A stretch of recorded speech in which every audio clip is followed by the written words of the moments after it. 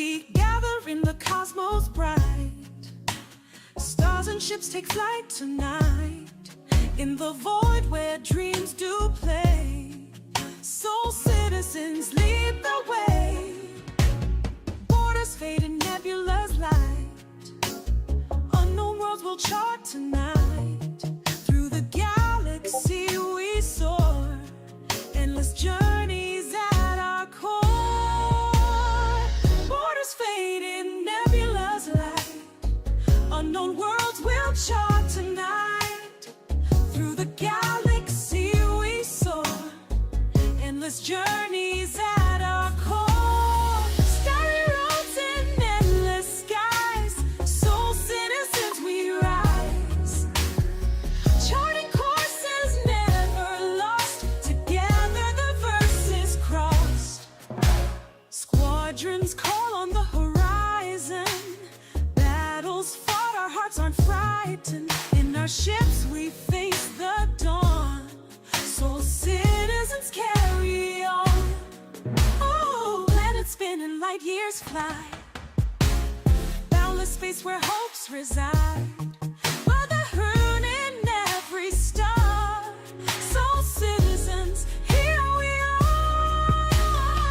Borders fade in nebula's light. Unknown worlds will chart tonight. Through the galaxy we soar. Endless journeys at our core. Starry roads in endless skies. Soul citizens we rise. Charting courses never lost. Together the verses crossed.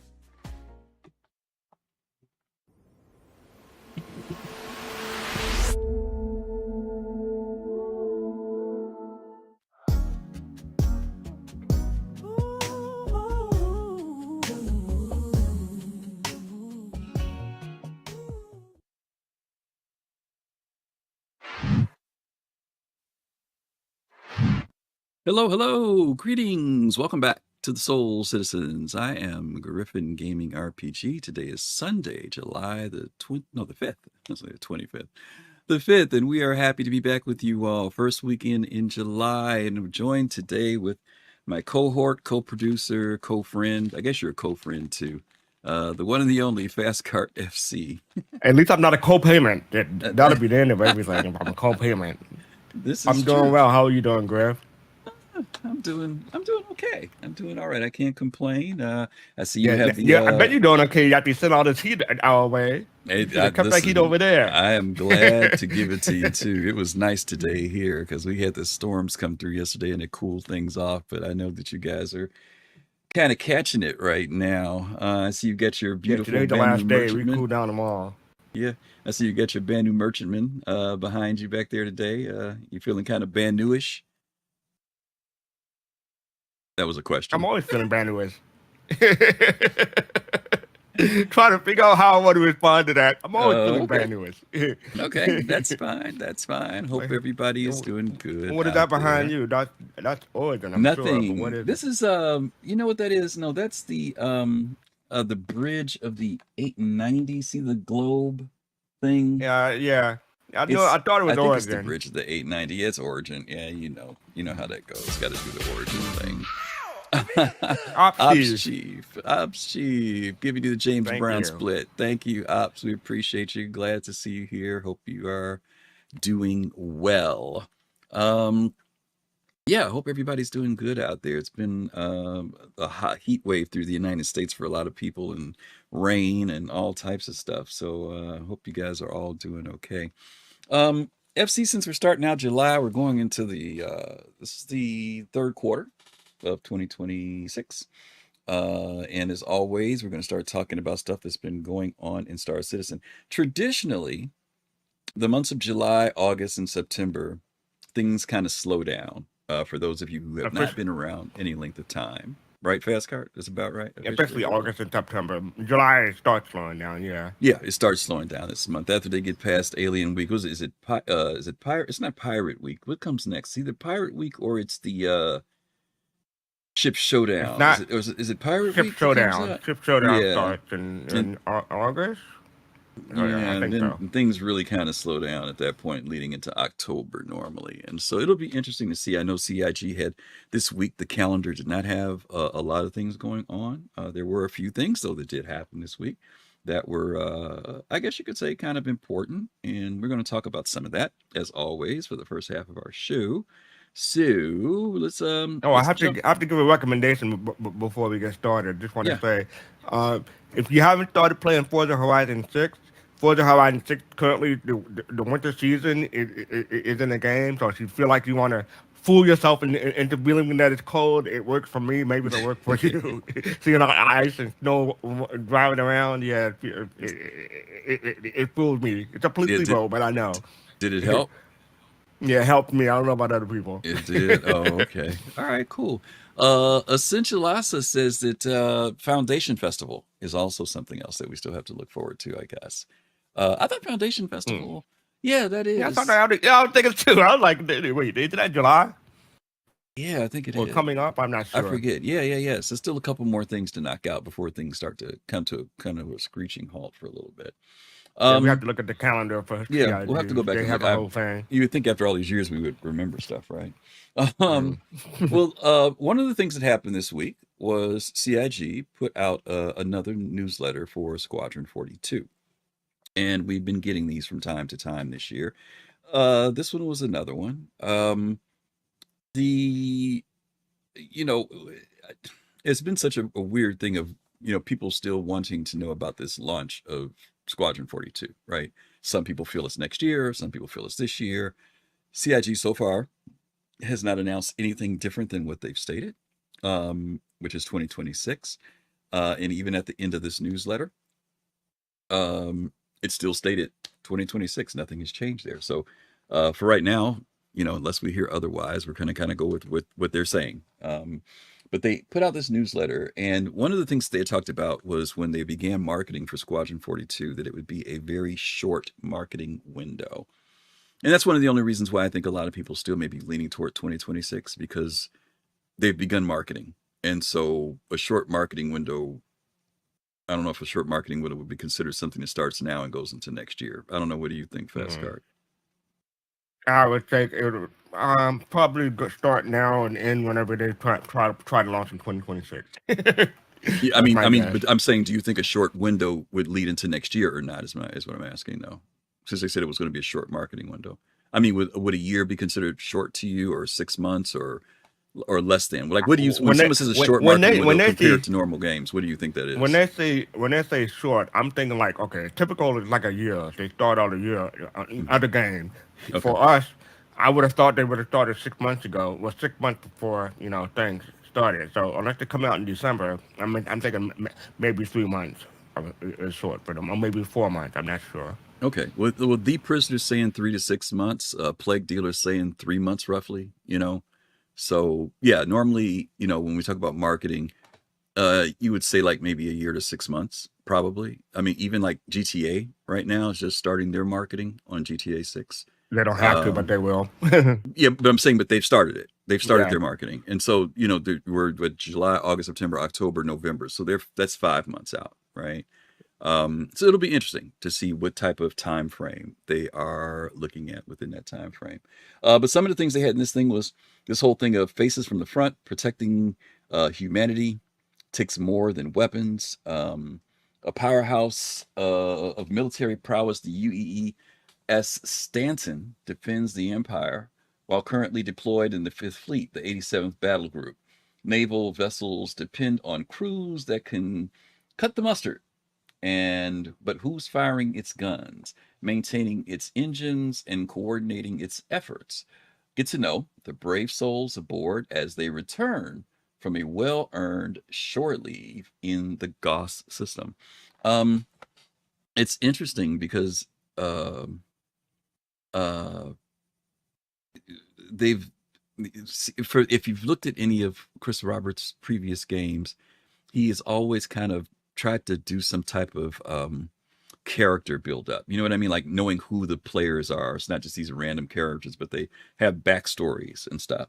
And in this newsletter, we kind of get the same thing. This was one of the first characters we were introduced to, right? Back in 2015? Was it I 15? forget. The Morrow Tour? I believe you. I believe Yeah. you. Yeah, I think the Morrow Tour Yeah. was 2015, something like that. And then there was the 2017, or was it 2017? The Morrow Tour. I can't remember. There were Who remembers multiple what different year it ones. There are was? different versions. Well, yeah, I'm talking Like about there the are very different first one. ones. No, I said the The one we very were first one. introduced to, the very first one. Which one? Does anybody remember? I Was have it to look it up. 2015 or 2017 for the Morrow Tour? Somebody out there I remembers want what to. the I want to very say first one 17 came like out. you, but I'm not. Yeah. Don't quote me. Yeah, I mean, we saw the Vertical Slice in 2017. I think Morrow Tour was before that. So it would have been 2015, because I think it was before 2016. But anyway, we were introduced to Eugene Morrow.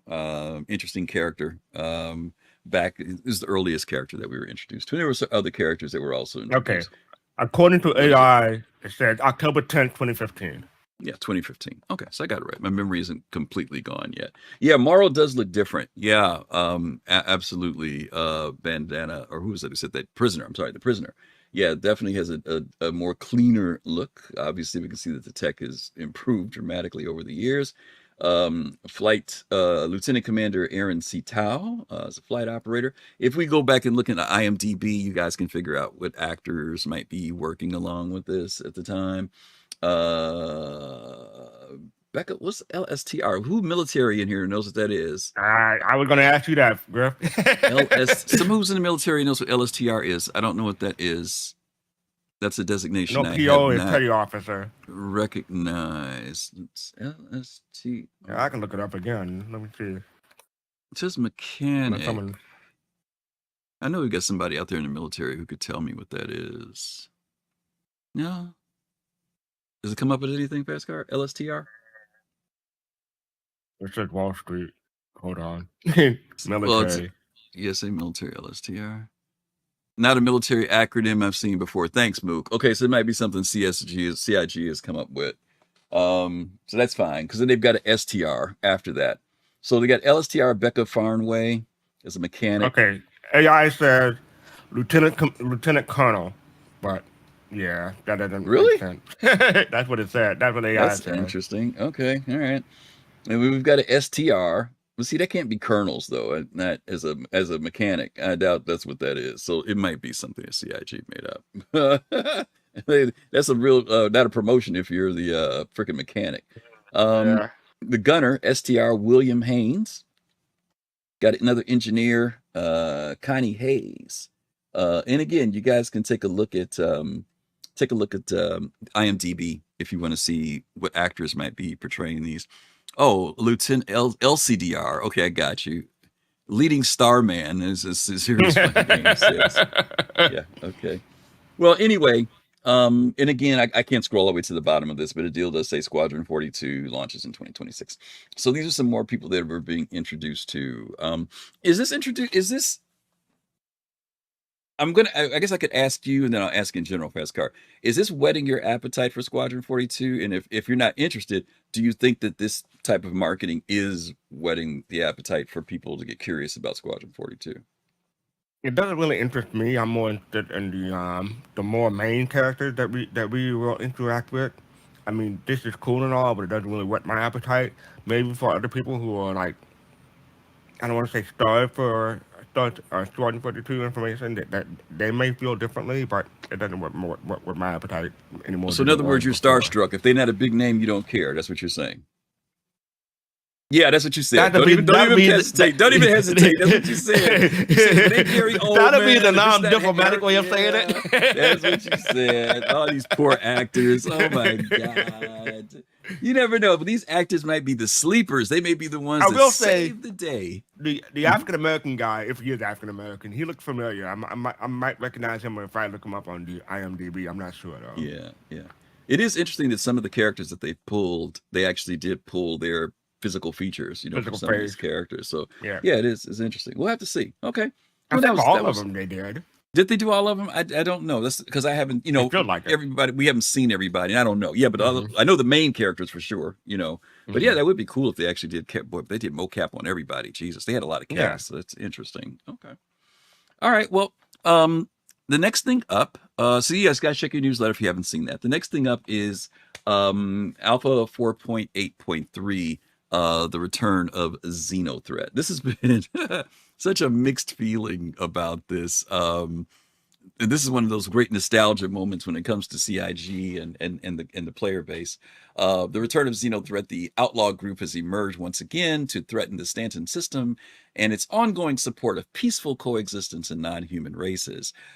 Preaching a viciously anti-UEE and xenophobic rhetoric, Xenothreat forces are responsible for dozens of ongoing attacks against civilian and corporate structures. The Navy is requesting Foxwell enforcement support to help repel their latest incursion. CC Creator, thank you so much, my friend.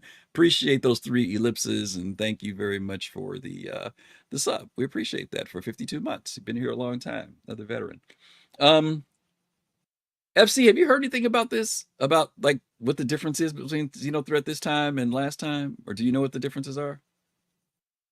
I think I come across it in a video. I don't recall it offhand, but Okay.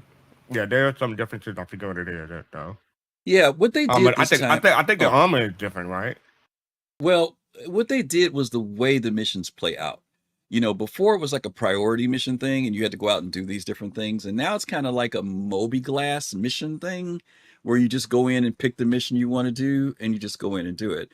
And for those people who were around back during the original Xenothreat, which is what they were thinking was coming back, they felt a little funny about it, right? Because they were thinking about the way it was structured before, where it felt like the quote unquote, not dynamic mission, but you know what I mean? It was like that special event kind of thing. And Yeah. this time it's like, oh, it's in here. It's only going to be in here until this date. And you could just go to the Moby-Glass and pick it. Even though it does pop up on your screen from, from time to time as like a priority, like to go. But you don't have that like big feeling of urgency that something has happened and you zoom out for it. You know, one of the things I want to tell people is this. And I know people hate hearing this. This is not the first time the CIG has introduced something, taken it out, and come back with it differently. And because they come back with it differently doesn't mean that's the way it's going to be. It just means they're using that particular thing to do something, to test something. So, test something. Yeah. So for people who might be feeling nostalgic about it, it doesn't mean that this may not become a dynamic event again. That has the whole different feel to it. They're just bringing it in a different way. And there's probably some reason for it because it's not staying very long. It's going. Another example of that fastcart is the Siege of Orison stuff, right? They did some changes to Siege of Orison. You know, the big thing with instancing and stuff is coming up, right? So, again, this is all trying things out and testing things. And a lot of times people feel like, oh, this should be done. Why is it coming back? No, they're still testing some stuff, and they're just using Xenothreat as one of those things. So don't be too disappointed. I know it feels different, but we want to encourage you to just know that this just happens and it's going to go away, and it might come back as something different next time, or it might come back the way it was before. You just kind of have a to good example is I forgot what it was now. It's Jumptown save Jumptown. So Yes. That's another good example. Like they changed, it was organic, more organic, but then CIG tried to turn it into a mission. People liked it more organic than what it became, but who knows? Maybe they'll change it back. This is all alpha, so Exactly. And these are don't just get attached to any one thing. Yeah. And they're just one of many things the CIG will put out, right? It's not like Xenothreat's the only bad guys in the universe. You know what I'm saying? There's going to be things that they're going to do. So this just because they just become the testing platform for things. Okay. What they should do is put Xenothreat against the Banduals and let them fight it out. Yeah, you don't like aliens here, right? Here's go fight something right here. There you go. Interestingly enough, I did it a few nights ago with a few folks. It was Captain Jones and Sirius, I think Zombie Pig, CC, myself, and Colossal. I forget, there was somebody else. But we went out and did this at night. And I did like I think we did 3 out of the 4 or 5 missions that were there. I did the one that was the lowest one, then the one that was above it. Then we did the 300,000. And then a bunch of us, it got late. A lot of people left. And CC and I were the only ones there. And we just decided to let's go look at the last one, the big Idris attack at the end. And when we got there, it was only the 2 of us. And we were like, well, this isn't going to happen. But then a guy showed up in a Polaris. And he started wailing on the thing, man. He was launching I don't know, he must have had some good money because he was launching torpedoes left and right at the thing. And then a guy showed up in a Tiburon, and he was wearing the thing out with that laser. And so we sat there for about maybe a good hour, maybe hour and 15 minutes out there fighting that Idris, and finally got it disabled. And we got the 4 million. I was like, wow, that was cool, because I didn't think we were going to survive, to be honest with you. But it worked 4 million out. each or 4 million split? No split. Okay. It split. It'd have been well worth it if it was 4 million. I should have participated. Yeah, I agree. I was like, whoa, wait a minute. So anyway, it was something to do. It was something to try to do. But it wasn't that. It wasn't what it was before. Basically, is what I'm going to say. So, next up, we had Roadmap Roundup that happened this week, and the one thing I want to highlight in here, fastcart, was, I said, based on reports from the Issue Council, Spectrum, Reddit, direct player feedback, and other sources, we have identified nearly 100 issues that significantly impact core gameplay systems, quality of life, covering these areas. Now, they mentioned this when Beaujenois, what's his first name? Benoit. When Benoit was on, he talked about this, and he listed these were the areas that they wanted to start putting focus on for quality of life, because the backers had basically obviously said these are just non-sequitur. These are things that need to be fixed. They just need to be on it. And so it was instance hangers, the ATCT, my aviation background, ATC, the ship retrieval, freight elevators, quantum travel, star map routing, inventory UI and interaction, ships being falsely marked as lost or destroyed, docking, ship and FPS AI, login flow, and exploits. Is there anything on that list, fastcart, you're not familiar with? Because if it is, that means if somebody else isn't familiar with all those, I can elaborate on them. But do you know what all of those problems are within all of those? I know some of them are obvious, like the elevators and stuff, but or maybe not, because it's the freight elevators in particular that they're talking about. I know quantum travel, star map routing. I have that occasionally, but it's very occasional. That's been a thing when people can't lock onto places to jump, or you do it and it disappears and no markers come up. All types of weird stuff with that one. Anything else? Being falsely marked as lost or destroyed. I haven't seen that one. Yeah, there are times when you will, like, let's say you land someplace and you put your ship on the elevator and send it down, and then you come back and it'll say unknown. And now you've got to respawn, reclaim your ship and all that. Okay. And it's a real pain. Yeah, because you basically, especially if people have upgraded their ship or if they've left cargo on it, then they've got to do a reclaim on it, and it sucks, right? Or if they, like you said, upgraded, that'll be a pain. Okay. Yeah. Well, would it mess up if you had the loadout saved? But you got to pay money for that. But then you got to pay money for it. Yeah. Okay. Captain Jones had one where he had to spend like 80 million on that Idris that time. Oh, when that happened to him. Yeah, not 80 million. It was 80? 800,000? I forget what it was, but he spent like a decent amount of money. To get the ship back. Probably. Yeah, it was a crazy amount of money. You have to keep doing that. It adds up. You know what I mean? So it's like, so yeah, these are the things that CIG is saying that they do want to focus on. Okay, so let's hope that's the case, because these are probably, I will admit, these are probably the biggest things that interrupt just general gameplay. You know what I mean? Nothing specific. This just these things, especially cumulatively. You know what I mean? Like, maybe you're not having a problem with the elevators, but you're having a problem with docking, right? Like I've tried to do docking, and docking is like 30% of the time it works. The other 70% it doesn't work.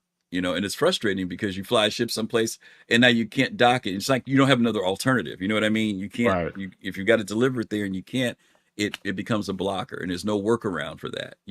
One time for me, I think it was like 3 weeks ago. I logged into the game.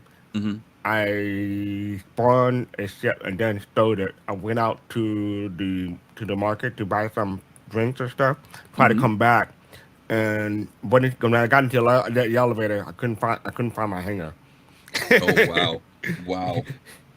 That's rough. And even if I spawned a ship, from the kiosk the terminal that downstairs, And when I get into the elevator, my hanger still wouldn't be available on the list.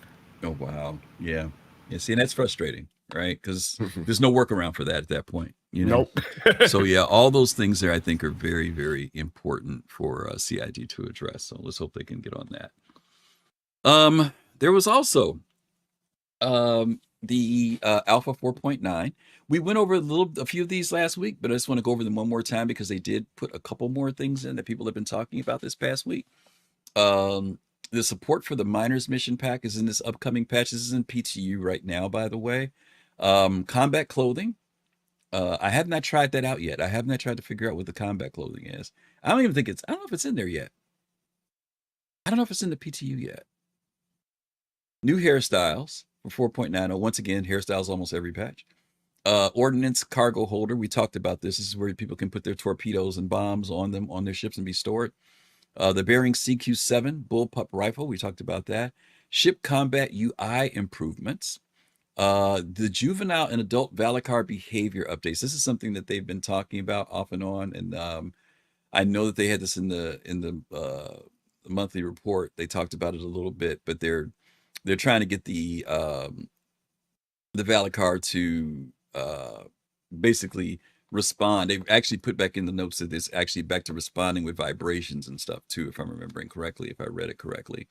And of course, people have been looking for the Apex Valacar for a while. They've been like kind of exciting for seeing something like that happen. And then lastly was the ship flyby audio. There were a couple videos put out. I can't remember who the content creator was that did it. Do you remember fastcart did the audio? Did you see those videos? I saw the video. I don't remember who. They put two of them out because they put a second one out. And basically, it's just a video to let you hear the improved audio for ship flybys. And I will admit, I know it doesn't seem like a big deal, but it does add something to the game because you can hear ships approaching now, which is very cool.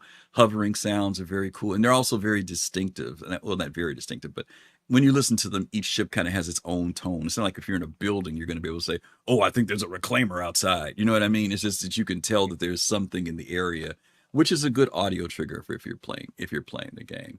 But you can definitely hear differences in the different tonalities that the audio team has put together for this. And this is something that they've talked about for quite a while and is finally coming in. So that's 4.9. Anything here you're interested in, Fastcart, before we go to the next one?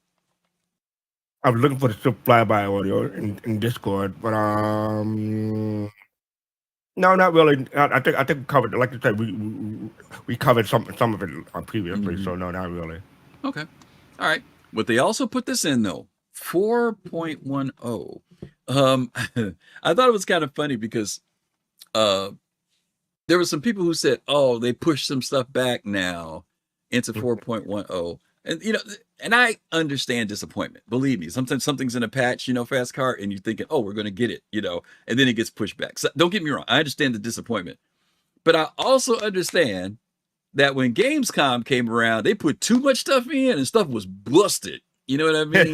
So it's like, listen, that was 2 patches ago. Yeah, I mean, I'd rather push 4.8.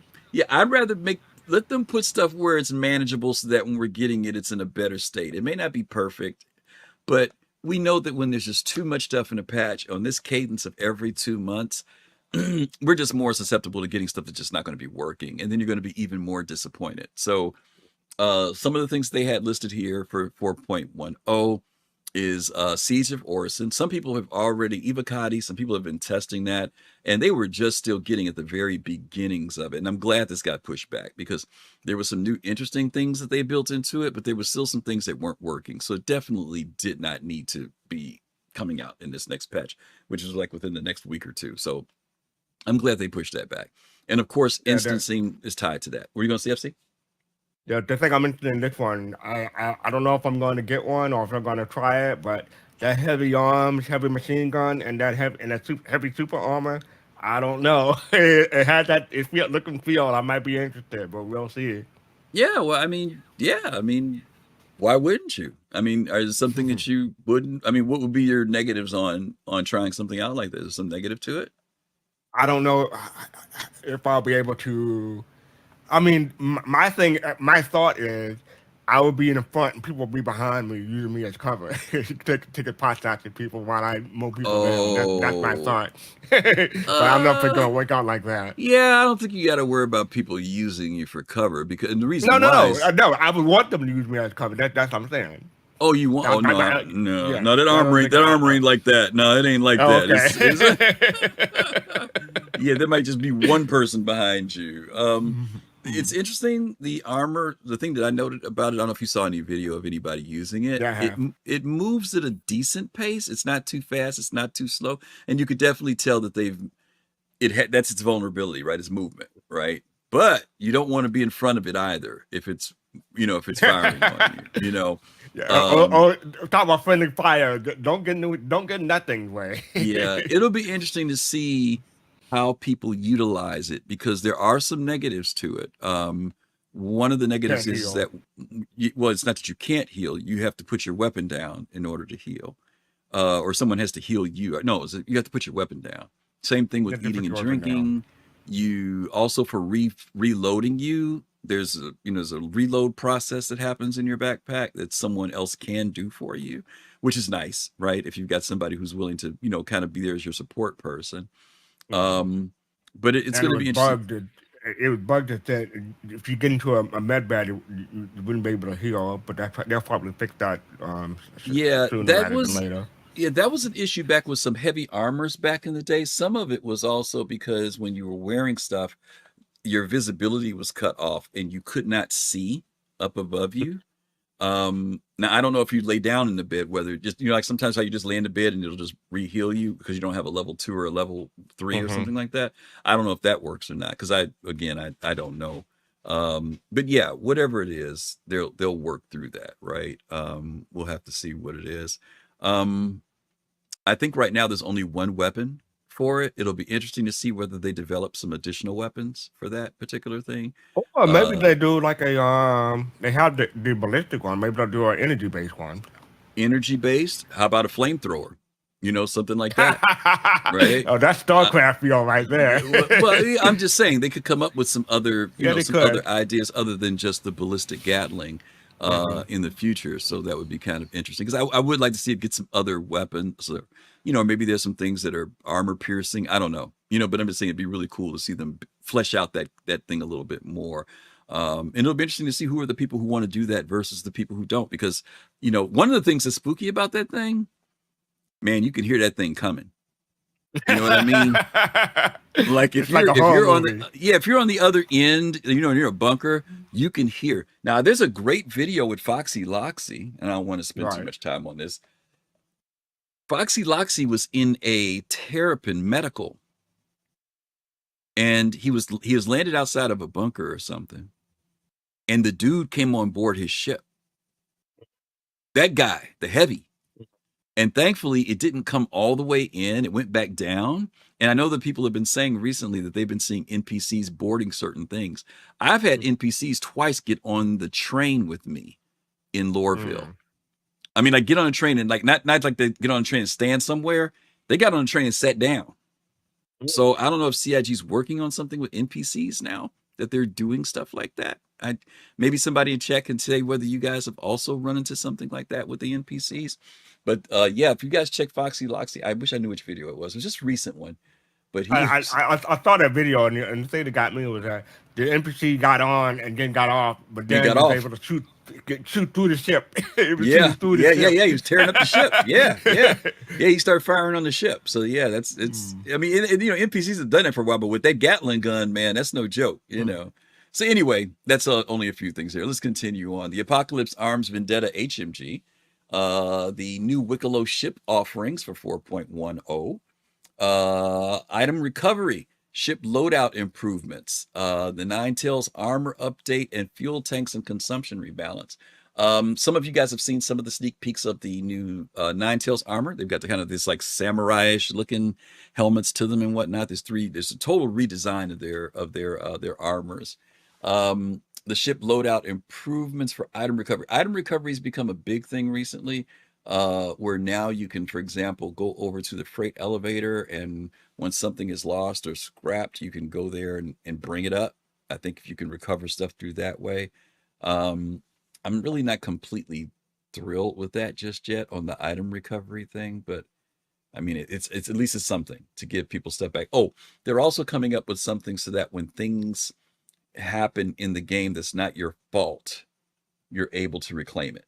Is that making sense? So if a bug happens or something weird happens that has nothing to do with you, you can claim something back without penalty.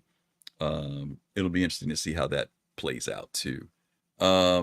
Yeah, Pop said he had someone sit down on a train with him as well. Yes, yeah, I've seen that happen. It's interesting. Have you been hearing all the big talk about the fuel tanks, fastcart, and the consumption? Yeah. Yeah, yeah, Big talk, small yeah, talk, all kind of talk. Yep. yeah. We tried to tell people, try to, let people know that when things like that happen, they will constantly adjust and balance and rebalance. And CIG has already made adjustments to those fuel numbers in the beginning. For some people, there were certain ships that, okay, this makes sense. There were other ships that was like, this makes absolutely no sense. But CIG has already tweaked those numbers a couple times, and evidently there's going to be some more tweaking coming. So just give your input, folks. Don't lose your minds. Just say, hey, this particular ship is this type of ship. And I'll give you an example, Fastcart. The freelancer Dur had a super low fuel consumption thing, right? And the reason why it didn't make sense is it wasn't because it was a freelancer, but it's because it's the Dur, and the Dur has extended fuel pods on both sides of it so it can go long range. And it had like light fighter or medium, it had like really low distance that it was going, right? It just didn't make sense. And so sometimes it's just something as simple as, hey, this particular ship is supposed to have decent range and it doesn't. But, I think that people have been giving their input toward that. So just want to encourage people, man, I got a really big fly in here, man. We were barbecuing earlier, man. I mean, it's like a big fly. I don't have any spray down here with me. I think it's going to try to be crazy. Got a fly swatter? No. Yeah, my hand that has knocked the stew out of it. I was going to say, too bad we don't have newspaper anymore. You could have rolled one up. Yeah, the old school, right? and tear up my lights at the same time, right? So yeah, anyway, more stuff for Wicklow. I don't know. Are you interested in Wicklow stuff? I know there are a lot of people who are. Some people are, but some things is really persistent as opposed to what we have now. Not really, no. That's a lot of work for something that's not really. Yeah, for me, it's not the persistence. That's what I was going to say. For me, it's the process that you have to go through. Like, I remember the thing that turned me off the most with Wicklow. I don't know if you remember when you first got those credits. I don't know if you remember. Yeah, do you remember you couldn't put them all in a box or something? You had to put them down one by one on the elevator. See, when I saw that, I was like, nope. And other people don't like it because they can put their stuff on the elevator and the elevator might lose it. And then, if they lose it, that's a whole other thing. Yeah, but I'm just talking about even if it worked, I didn't want to be putting individual scripts down. People, right. I mean, some of the stuff was like dozens of scripts you would have to put down. So my thing is, I wanted them to refine that into something better. You know what I mean? So that whatever the scripts is, if I needed 250 scripts, I put them in a box. I'm just put the box in. Yeah, put the box. Well, 250 in the box. Put the box on the elevator. Yes, that I'd be interested in, right? But that manual stuff, I wasn't trying to do that. I just wouldn't do it. But there are plenty of people who love it. I mean, and don't get me wrong, they love the ships that they're getting, either because they're customized or they've got the better weapons, or it's just the fact that they did it. Hey, God bless you. I just want them to refine that mechanic a little bit more for me before I start jumping into it. Okay, yeah, I think that was it. That's all the stuff that's looking for 410. So we're looking at September. And one of the things that is not listed here, Fastcart, and some people are saying, oh, they've taken it out. Oh, it's not going to happen. We don't know. But that's Planet Tech V5. Because September was one of the initial dates that they talked about it. And it doesn't mean that it's not going to happen. Just like last time we did this under 4.9, Ship Fly Audio and Juvenile Balacar was not on the list. As you guys know, CIG adds to the list. So just wait until we get there. If we get the 410 and it's not there, it's not there.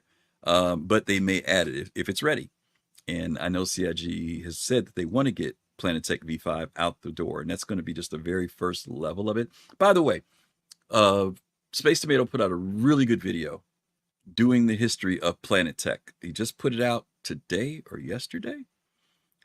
It's like an hour-long video, hour and 15 minutes, I think, but it's worth watching if you don't remember the history, because he goes all the way back to CryEngine and Crytek when they were first starting out that technology, and goes all the way up to today.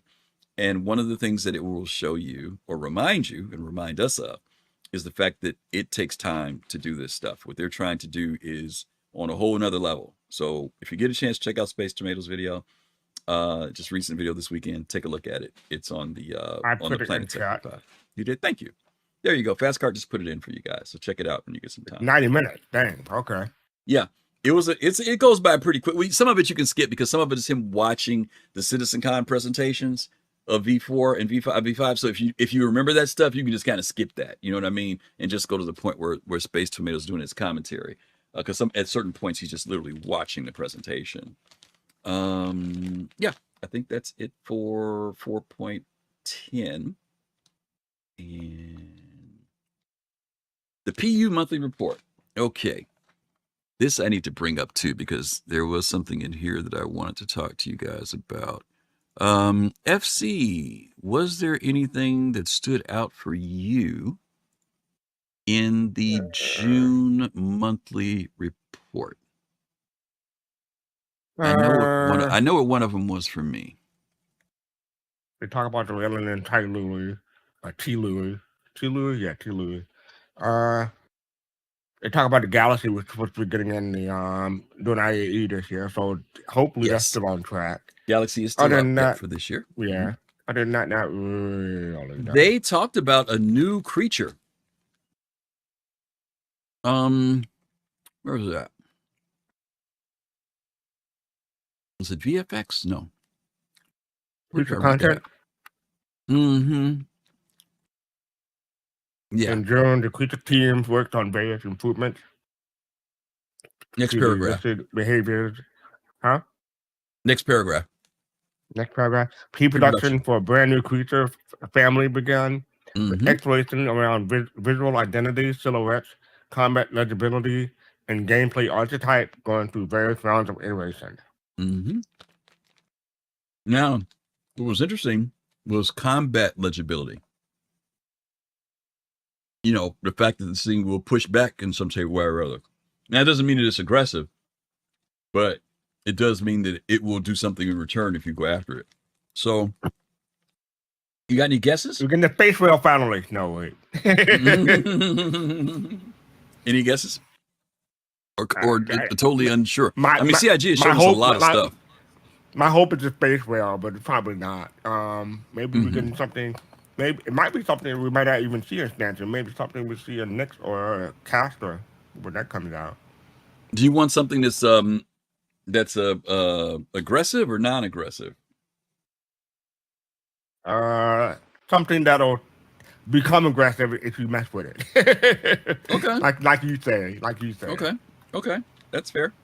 It'll be docile until maybe you get too close, or you take a gun at it or whatever, you know. Yeah, I'm wondering, will they ever create creatures that are? I mean, like, our creatures currently now live on planets where there's oxygen. Will they create something that can be on some place where there's no oxygen? Is that a thing? Like methane, or no oxygen at all? Like, can you go on a moon and run into something?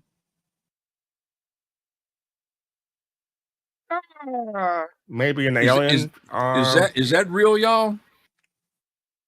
I was gonna say maybe an alien space like Xeon or Banu space. I don't know. Well, I don't know. The alien from Aliens didn't need oxygen, did it? The alien from Alien? It didn't use oxygen. No, they survived in vacuum, so. Mm-hmm. Yeah. Yeah. So it's possible, right? I mean, sci-fi is possible. Anything is possible in sci-fi. Yeah, that's what I mean. Okay. Yeah. Okay, I'm just curious because my thing is, like, when I'm on a moon, I don't ever feel like I got to worry about anything. You know what I mean? Except other people. Yeah, but I'm just saying, if there's nobody there, I don't ever have to worry about coming out my ship and something jumping me. You know what I mean? Or walking out of one of the buildings and something's out there, So I would love for them to create something that you do have to worry about.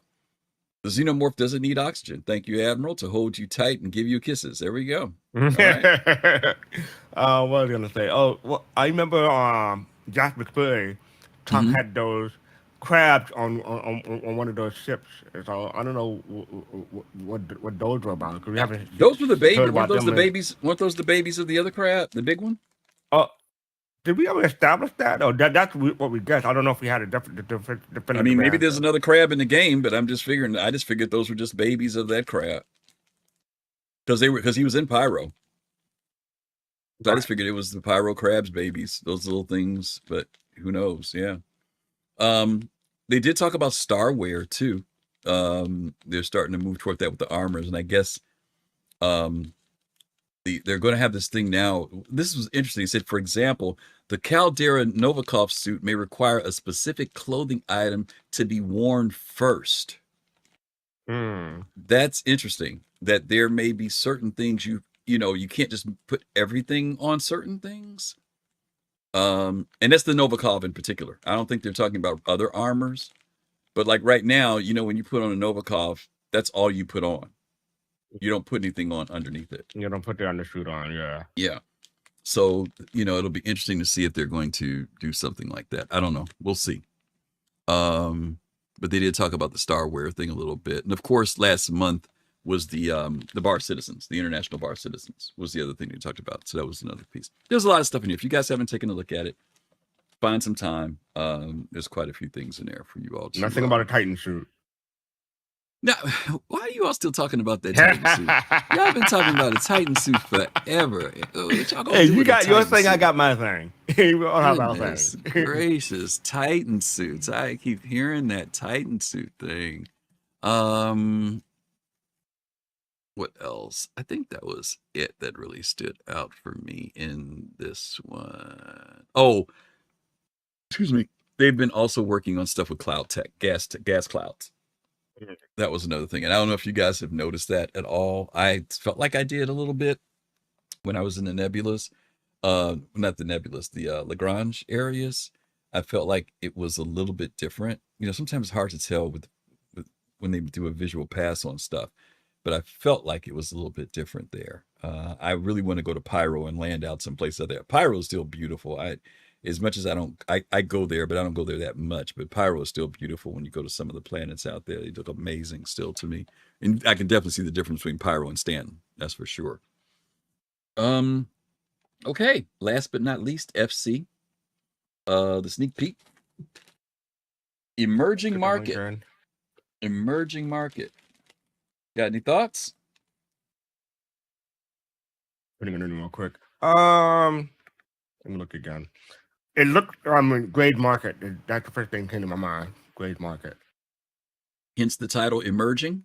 Hence the title. All right. And it looked ship. rusted. It looked old. It looked worn down. So grade market there too. So yeah. Yeah. There's been a lot of questions about like what ship this might be. Since the last one was built on basically like a design similar to off the Cutlass. There were a couple other ships that were seen in a 2019 video that CIG did. It was an internal video. And there were a couple versions of ships. One of them was based around an Aurora design.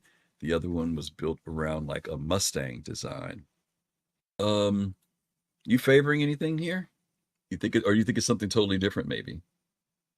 See, I don't know what size gun that is. It's not a size I don't one. know what the heck that is. Yeah, that's what I'm don't even know. saying. If you could tell me that, I could narrow it down maybe. But I don't think a size 1 or size 2. I don't know. Yeah, so I don't really know. What do you guys think? Do you guys think that is? Do you guys think that that's a Aurora Mustang or something else? I don't know, with that chain on it, and that's the other thing too. It could be either of those, but it just could be switching components. So even if it is an Aurora Mustang, they could put any other weapon on it and just say, "Hey, this is have at it." So that's true. That's true. Let's see.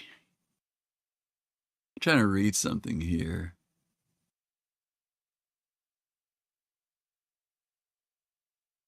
I mean, it looks cool. I mean, it has all the detail is amazing. But Yeah. yeah, I mean, okay. Do you don't own any of the Gray's Market ships, do you? no, no.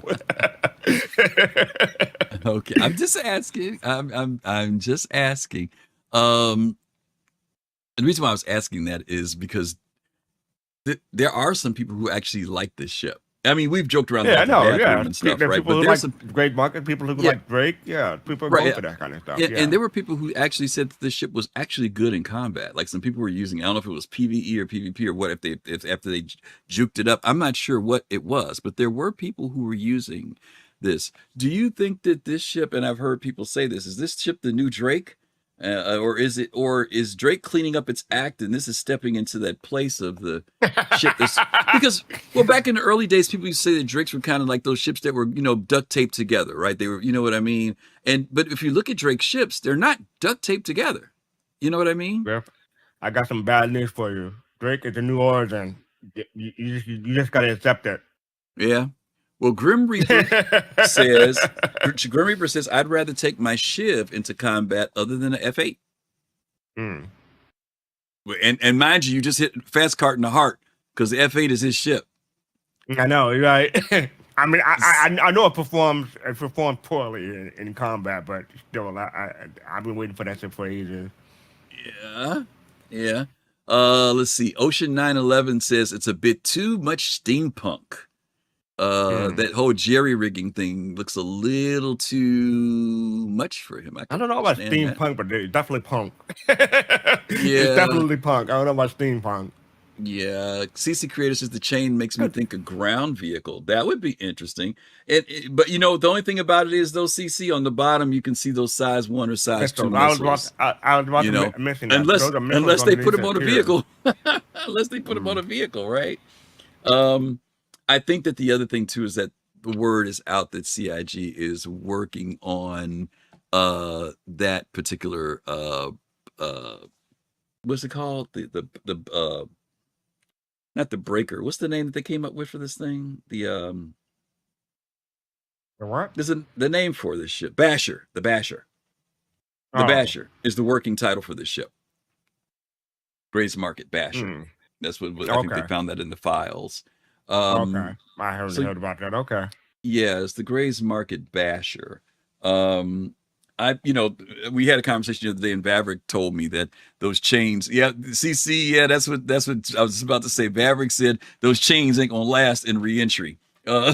So that's the part that, don't get me wrong, there's a whole lot of stuff about this game that's not real, but that's definitely supposedly not real. The chains probably would not survive reentries into atmosphere. Nobody knows what this ship is though yet, but with the name Basher, what do you think? Do you think it's a fighter or do you think it's something else? It's something industrial. Think about Basher. Is it mining? Be a fighter, but I don't know if it. Could be. Okay. Could be a salvage or a miner. Yeah, you're right. But I was thinking combat when you said Basher. Great Market industrial ship. No, I don't think of that. I wouldn't go for that. I don't think I would go for a Great Market industrial ship personally. Maybe other people would. Or do you think Gray's Market will produce something that's not a fighter, an industrial? There's been this thing about the Gray's Market thing. It's kind of like a parody to play against the people who are on the gray market buying stuff. But they've talked about that all the ship manufacturers will have things in different areas. There's no ship manufacturers going to just produce in I one forgot area. about that. You're right. So it could be like, so they already did Drake. So it could be something maybe, it could be like Mustang or Aurora. Could be... Mm-hmm. Okay. It could be Origin. Could be 100 or 300 for all we know. Yeah. Well, we do know, like you said, to your point, we know that the missiles are down there, so it's something that's definitely, got some type of combat aspect to it. If it just had guns, it could be anything, but the fact that they've got missiles beneath there says there's some type of combat to it. Ocean 911 said luxury gray market. Yeah, luxury gray market. We have to, what? It'll have a toilet this time instead of a bucket. Yeah, I was gonna say oceans. We have to see if the bathroom's upgraded this time. If that becomes their keynote thing, that they always have a garbage can in their bathroom, that's gonna actually be funny. If they actually continue with that theme, I don't know. The thing how is, people feel about that. The ship is what? I forget what 120 or something like that. It's I not that don't know what much. the price is on that. That's one ship I really have no So idea what it costs. if you have a $200 grade market ship and still has a bucket on it, there'll be issues in my opinion. Well, some people are willing to pay for it. That's what they want. That's It's like, true. luxury is in the eye of the beholder, I guess. If they think that it's cool, it'll be interesting to Citizen see. Kilroy, thank you for the subscription. 55 months, 52.3. Yes. Appreciate it. Yes. And You Saurus, hate that thank you. Jadon bucket. Yeah, no. Saurus, thank you also for the resub for 10 months. We appreciate that. Thank you, thank you, thank you. Yeah, I don't know. Yeah. We'll have to see. We'll have to see where they go with this. We'll have to see where they go with this. Yeah, let's go ahead and get ready to take our break. We're gonna take our 1 minute commercial break, and then we're gonna take our 4 minute break. And then when we come back, we're going to be covering our topic for today, which is snub. We're gonna be talking about snub fighters in Star Citizen, and definitely want to hear you guys' thoughts on snub fighters. We know some of you all own snub fighters. Some of you have used them as nothing more than tokens. And we're going to talk about that just a little bit when we come back. So just stay tuned, get yourself something to drink, something to snack on, and we'll be back in just a minute. We'll see you guys soon. Hello, greetings once again. Thank you guys so much for being here. I'm not going to talk very much this time because we've got 45 seconds. I'm going to give most of this time to Fastcart because I know many of you who are supporters of us donated to Fastcart's fund last month. So I'm going to put the floor to him because he's got 35 seconds. Go ahead, FC. Hey, thank you for the donation from last week. I was surprised. Griffin didn't tell everybody like you said, he was dodging me. So making it a surprise, and I was very touched. Everyone raised 1K in like 4 minutes, and that was beyond my wildest expectations. And then you managed to hit everything by the end. So I appreciate everybody doing that. Thank you. Yes, thank you all so much as our supporters. You guys are awesome, amazing people. We appreciate you, and we'll see you guys in just a minute.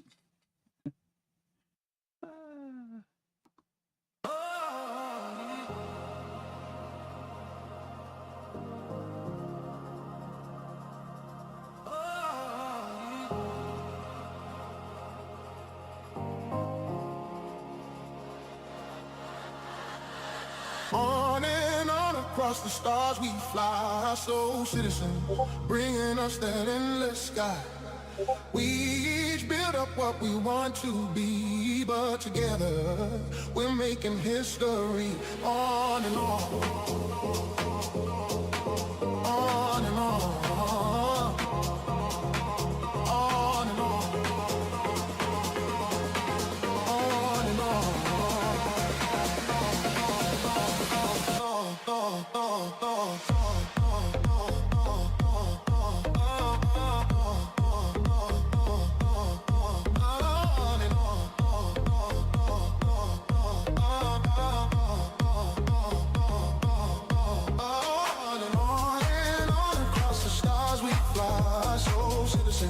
Bringing us that endless sky.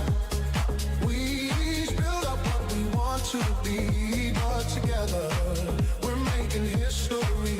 On and on, on, on, on,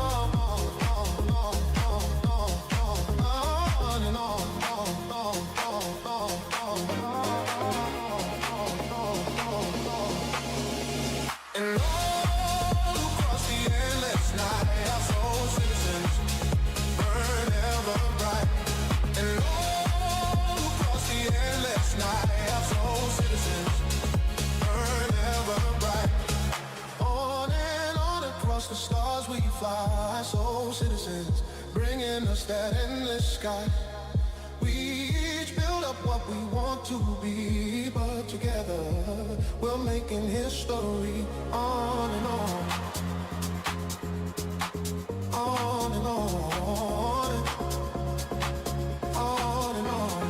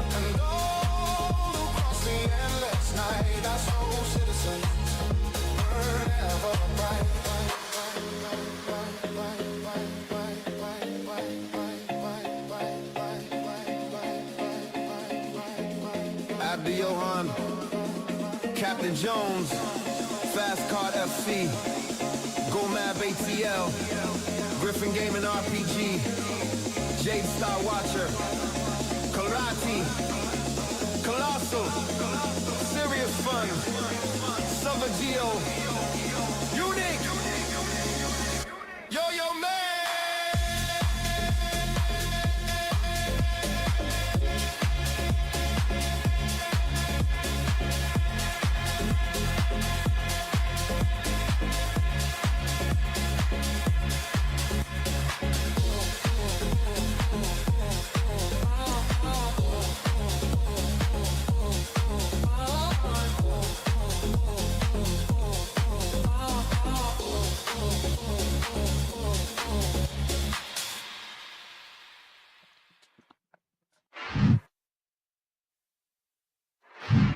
Hello, welcome back to the Soul Citizens. I'm Griffin Gaming RPG, and I'm joined by my good friend, compadre, Fastcart FC. How are you, my friend?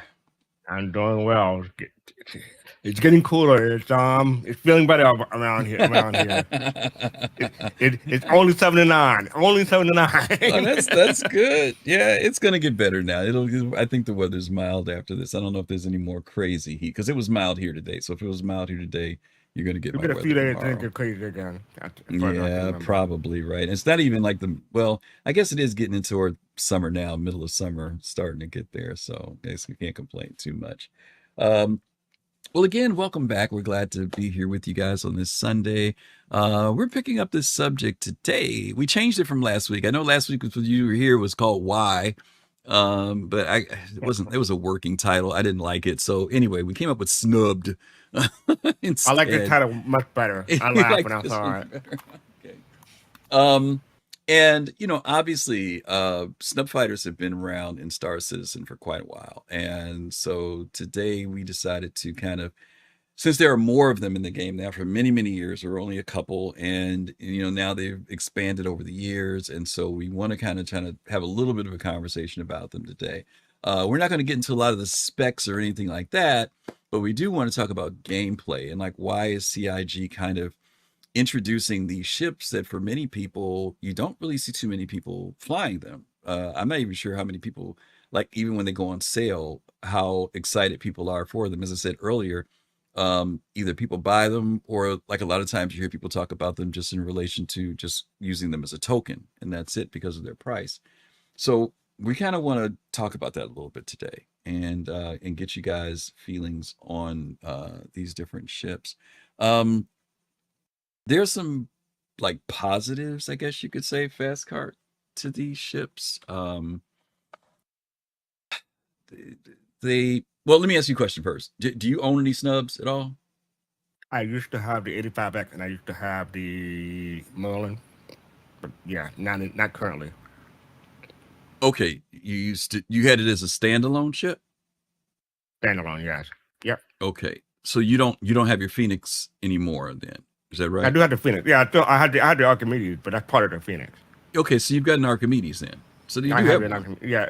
Oh, you said standalone. It's part of the Archimedes. No. When I was asking about your Merlin, I said, was that a standalone, right? Oh, it was part of the Aquila back in the day. Okay. I get what you're saying. Okay. I had them both as standalone and part of the Aquila. Okay, but what do you have now? I have the Phoenix, which had the Archimedes. You got the Archimedes. Okay, so that one you do have. Okay. All right. So I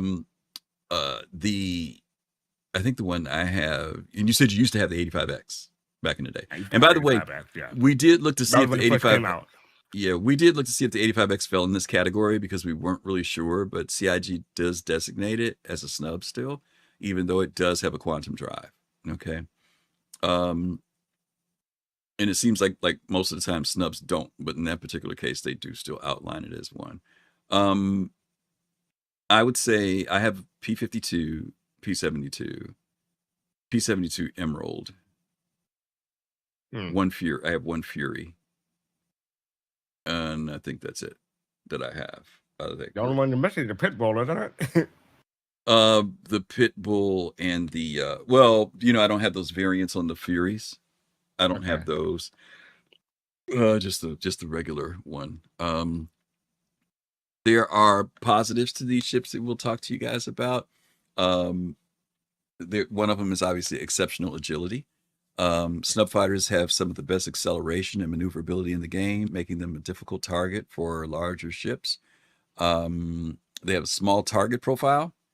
Their compact size makes them harder to hit, especially when piloted well. They've got a low operating cost. They generally consume less fuel and require less maintenance than larger fighters. Fastcart, you might remember this because you were around back in the day when all we had was the racetrack. Right. I was going to say they're great for racing. I was going to get to that. Yeah. Tell people about that. Tell people about that from back in the day. Like earlier in the early days, had a winning commander. I want to say the Merlin especially was great for racing, especially taking turns and depending on what track you're on, it'll be if you're a good enough pilot, you can beat other people in racing. Yeah.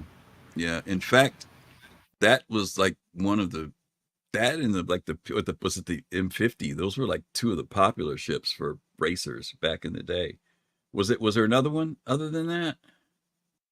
The Merlin? I kind of like the Gamma, but I don't think. No, it wasn't top. No. So it was the M50, the Merlin. Yeah.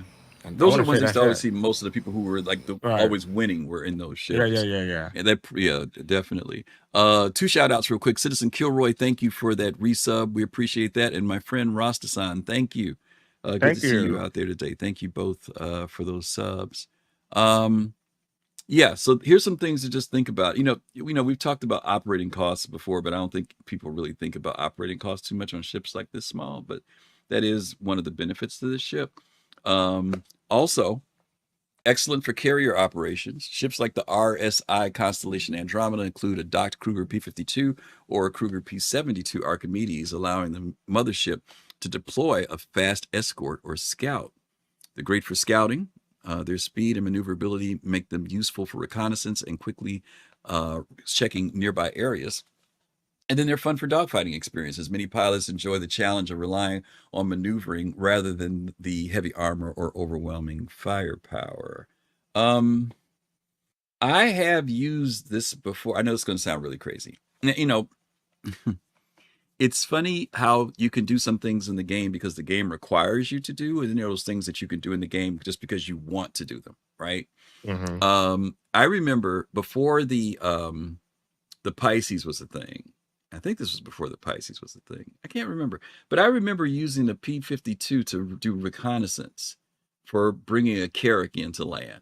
Like, you know what I mean? Like finding a place to land. I don't know if you remember, there was a period of time when you landed, it was really hard to put big ships down because they had rocks everywhere and the ground was uneven everywhere. And so I remember going down in the P-52 and trying to find the right place before a Carrack came in. Now, mind you, this is when the verse was much smaller and you were more susceptible to being attacked very easily. And so we go down with the P-52, find a spot. And at that time, well, you can now. Whoever was piloting the Carrack could see where you were and you could see them. And then once you found a place to land, they would come in directly to that spot. There was no looking around trying to figure out where can we put the ship at. Do you think people are going to use these ships, though, for reconnaissance, though, Fastcart? Like, do you think people will... Because, back when we talked about reconnaissance, people always thought about, like, the ships like the Terrapin and stuff like that. But what about these small, difficult to spot ships? Will people use these things to kind of fly in and check out where a base is or something like that? It's also tough to hit them. I think it depends on like you have like some kind of stealth loadout, maybe. But I mean, Okay.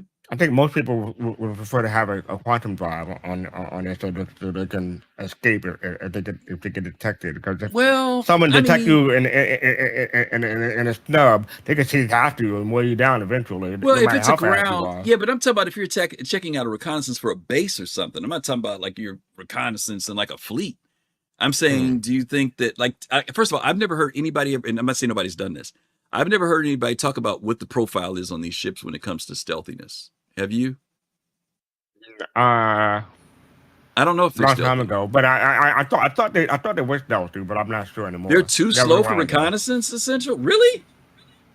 Are they that slow? The Fury should be fast. The Fury is raceable. Yeah, I'm curious. He says that they're too slow for reconnaissance. Mm. Okay. They're useless for reconnaissance. Really? Wow. So I didn't know that. what is there something else? Well, okay, well, I won't say if there's something else. Well, I guess I could ask. If there's something else you would say is good for recon, I'm curious as to what you think would be a better. I'm not saying this is the best thing. I'm just curious as to what you think would be a better recommendation. I almost thought that they would be like perfect because they're small, hard to detect. You get in and out, you know, no big deal. You're not trying to engage anybody. I got the but I'm pro would be curious. that they're easy to carry on a mid-size or large ship. You can carry more of them than you can carry like a regular sized fighter. Yeah, detection is what I'd be worried about. A Drake Herald for recon.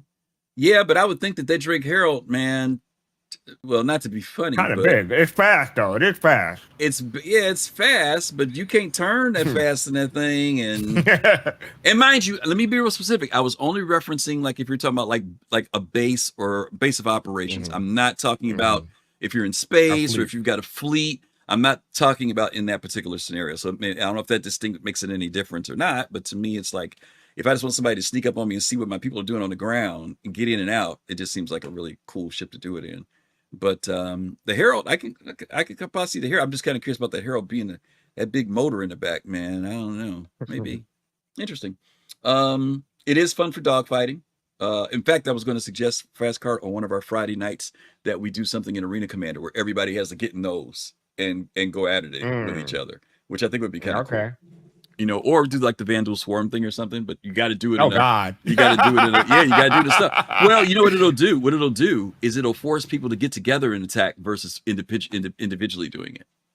You know, form up on wings and stuff like that. Yeah, you got a Vandal on your tail. yeah. It would be really interesting to see, and very risky, right? Because you can't take no punishment in these things, right?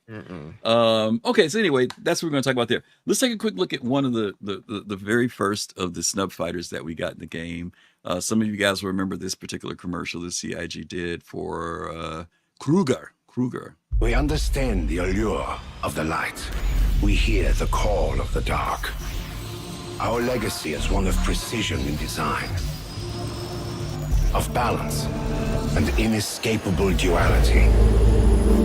The push and pull of seemingly opposing forces working in concert to create a consonant equilibrium.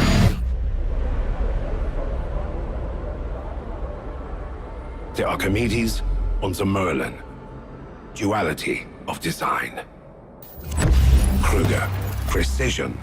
Perfected. Precision perfected, fastcart. That's all you need. Precision perfected. No, I need more hull armor. Yeah. CO. Yeah. I need a quantum drive. Well, Essential says that I tried to use one on recon in an 80 kilometer radius. Do you know how long that takes at 240 meters per second? Yeah, I guess so. In the atmosphere, I guess it would be, yeah, I guess I would get it. It would be something. Again, I'm still curious about what other ship you would do that gets in quietly in and out. I'm still curious as to if He said the Razor EX above that, but yeah, the Razors, the Razors, yeah, the Razors. Okay, because I mean the Razor is basically almost the same size, except it has a quantum. So yeah, I can see the Razor. Okay, that's cool. What do you think about the designs on these? I like them, especially like back in the day. They're really sleek. They still are sleek. It's just that they're I don't want to say they're old, but we've seen them around. They're over a decade old now, so Hmm. we gotten used to them. But they're still sleek. I um I mean I like them. But if I were to get one, I would get one in game. I wouldn't pay real money for it myself. Yeah, these are fairly inexpensive, right? I mean, even if you pay Hmm. cash for them, they're like $20 or something like that. They're not expensive. 40 Um, depends on yeah, the 30 to 40. 30 to 40 for a P-52? Are you sure? I'll look up the specific Oh, one. did the price go up on them? I meant in general, but yeah, I'll look up the specific Oh, one. okay. Yeah, Admiral, I agree. That it's that's I think what Essential is saying. If they pick up the speed on them a little bit, it would be pretty cool. Um, I don't know about them being undergun. Are they undergun? Because I've heard people say that they were like fighting with these things at one point. I mean, I'm not talking about against no heavy fighters or nothing, but I thought some people said that there were people that were flying these things pretty well. We are getting a raid from Trip Rodriguez. Trip, how are you?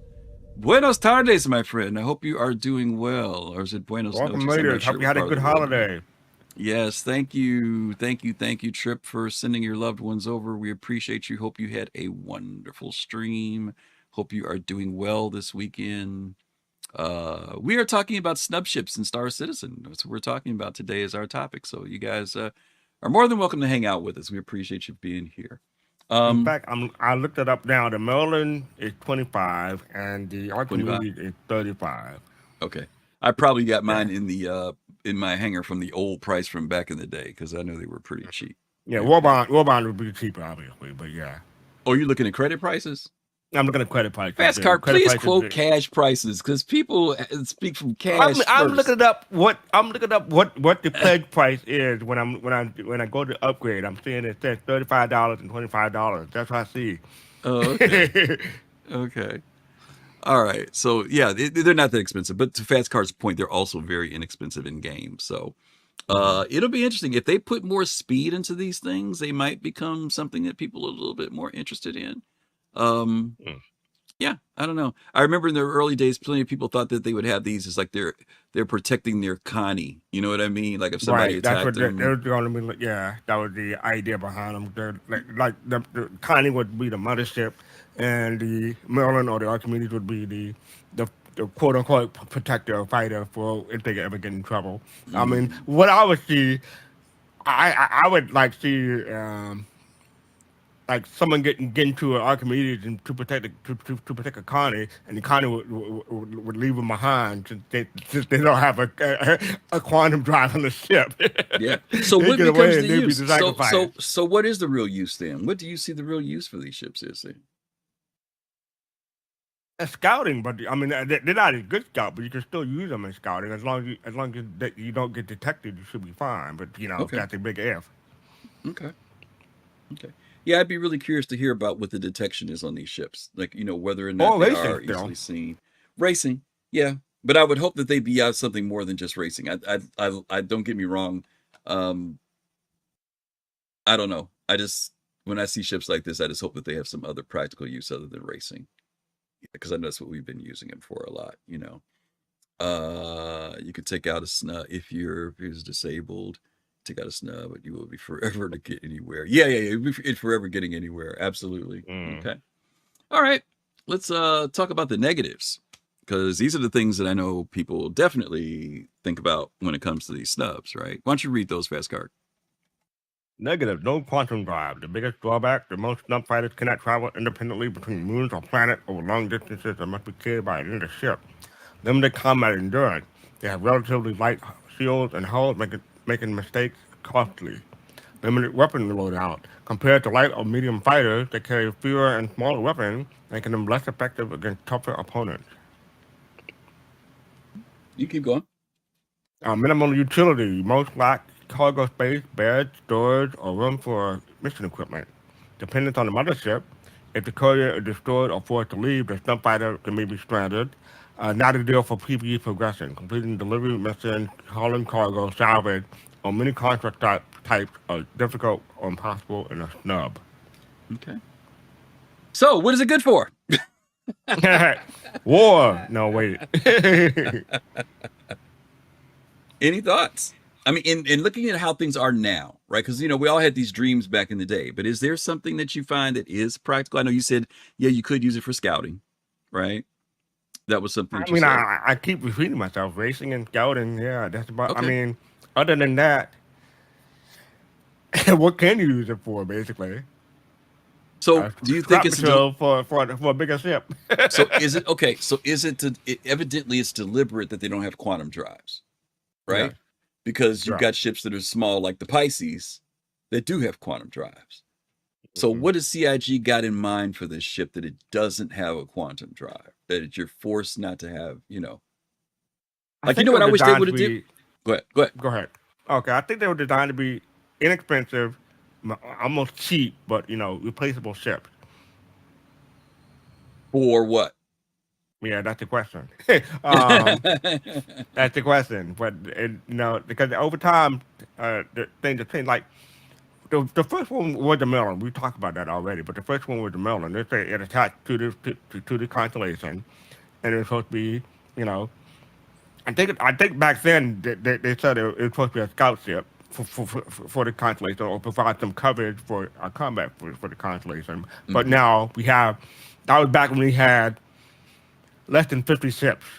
Now we got all these ships that does everything a lot better than a snub can. Okay. So it's going to be interesting to see, like, what I'm going to call these the first generation snubs Yeah. versus the next generation, right? Okay. To see if we can see if there's some distinction between them, because maybe that might be, to your mention, that there may be some reasons why these ships need to be looked at again, right? That might make them more viable. Then again, I don't know. I don't know what the complete plan was for these ships with CIG, but we can take a look and see. Oh, I know what I wanted to say. Sure. It'd be great for flying between the planet and the station, like going from Orson to not Port. The I can't think of the Seraphim? name of the thing. Seraphim? Seraphim, yeah.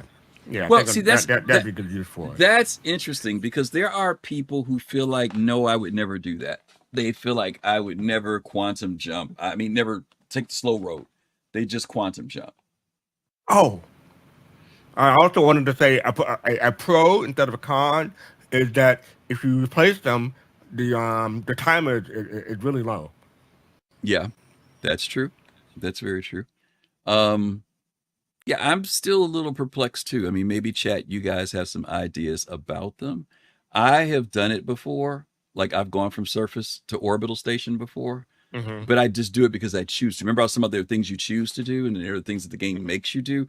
The game doesn't make you do it; it makes you choose. And this is not just this ship. We can get into the Argo cargo and the Argo personnel. These ships that don't have quantum ability, and what is the practical use for those ships? Because there will be plenty of people who would just load some people up in a Pisces, right, and go from spot to spot, versus using an Argo cargo or Argo personnel vehicle. So one of the things I had wanted them to do, and we'll talk about this when we get to some of the other ships, but there are some applications I think Snubs would have been good for that CIG has not done. But let's look at the 85X for a second. Okay.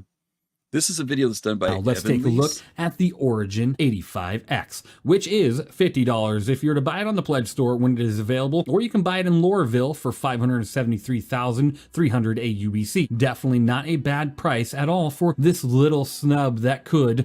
It has a 1-minute claim timer, or if you just expedite it, no minute claim timer. Basically, you get it right away, and it is a size 1 craft that can be spawned at outposts far and near, which is really great. Now, this ship does come with a total of 1,094 burst damage per second due to the 2 size 1 CF117 Bulldogs. It also has 2 size 2 CF227 Badgers on the craft as well, which is on a turret. So if you have 2 people in this craft, that gun is used by the co-pilot, but if you don't have anybody in that co-pilot seat, the gun is slave to the pilot, which is always great. Now, this ship does have a total of 1,470 bubble shield, and as well as 2,800 100 HP. It is definitely not going to survive for very long if you're being attacked, but it is a very small and sleek ship, allowing you to avoid most incoming fire as long as you stay pretty far away from whatever's attacking you. This ship does have a pretty decent speed on it with 230 SCM, 550 forward boost,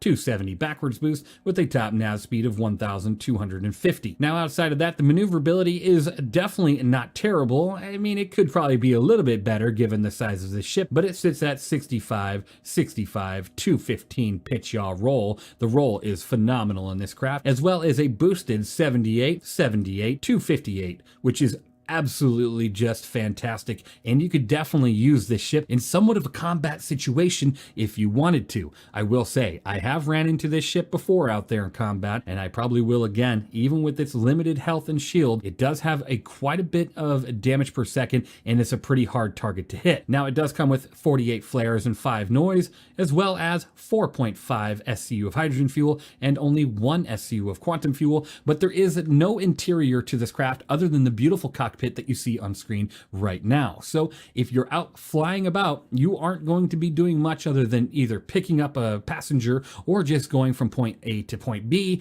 or if you're truly crazy, taking this thing out to PvP with, you're going to have a pretty interesting time to say the least. Now outside of that, we're going to take a quick look at the exterior of this ship. It's getting kind of dark here. As you can see, the beautiful sun is going down here on Microtech. There's cows grazing in the background. What a beautiful location. Let's take a quick look. There is no components pass. There is no gold standard pass. So when you're taking a look at this, you're not going to be looking and finding any components. There is no cargo grid. There's no ability to carry cargo, right? So all you have is a ship with a good amount of firepower for this size, and then an interior that the co-pilot or the pilot can go ahead and sit into and enjoy a nice point A to point B from either the 890 jump, the Carrack, or a multitude of other crafts that could technically fit this ship. So right here and then, I'm going to go ahead and give you my score on this craft. Honestly, if you're asking me, just comparing it to other snubs that are out there, like the Pisces, this ship is pretty awesome just because of the firepower it has, but there's no interior,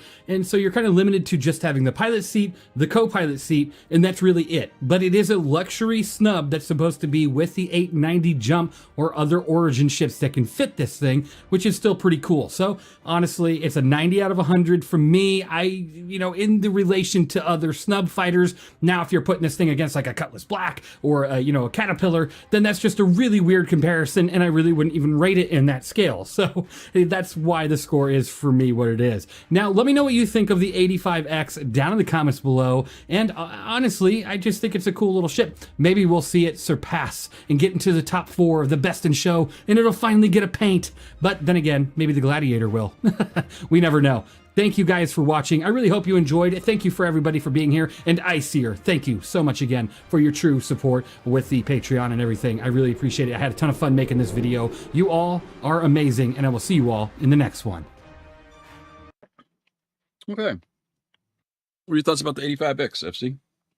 Now for this one, I specifically can see like someone using this as a VIP transport, carrying one passenger in the co-pilot seat, going from planet to station or somewhere else on planet to not planet to moon, but planet to a different place on a planet. I can see they're doing that from point A to point B, like you said. Okay. Could it be like a space taxi even? I would see it more as a planet taxi rather than a space taxi. I mean, but this has a quantum drive in it. Oh, right. This one does have a quantum. I forgot. Yeah, you're right. A space Uber. Yeah, I suppose so.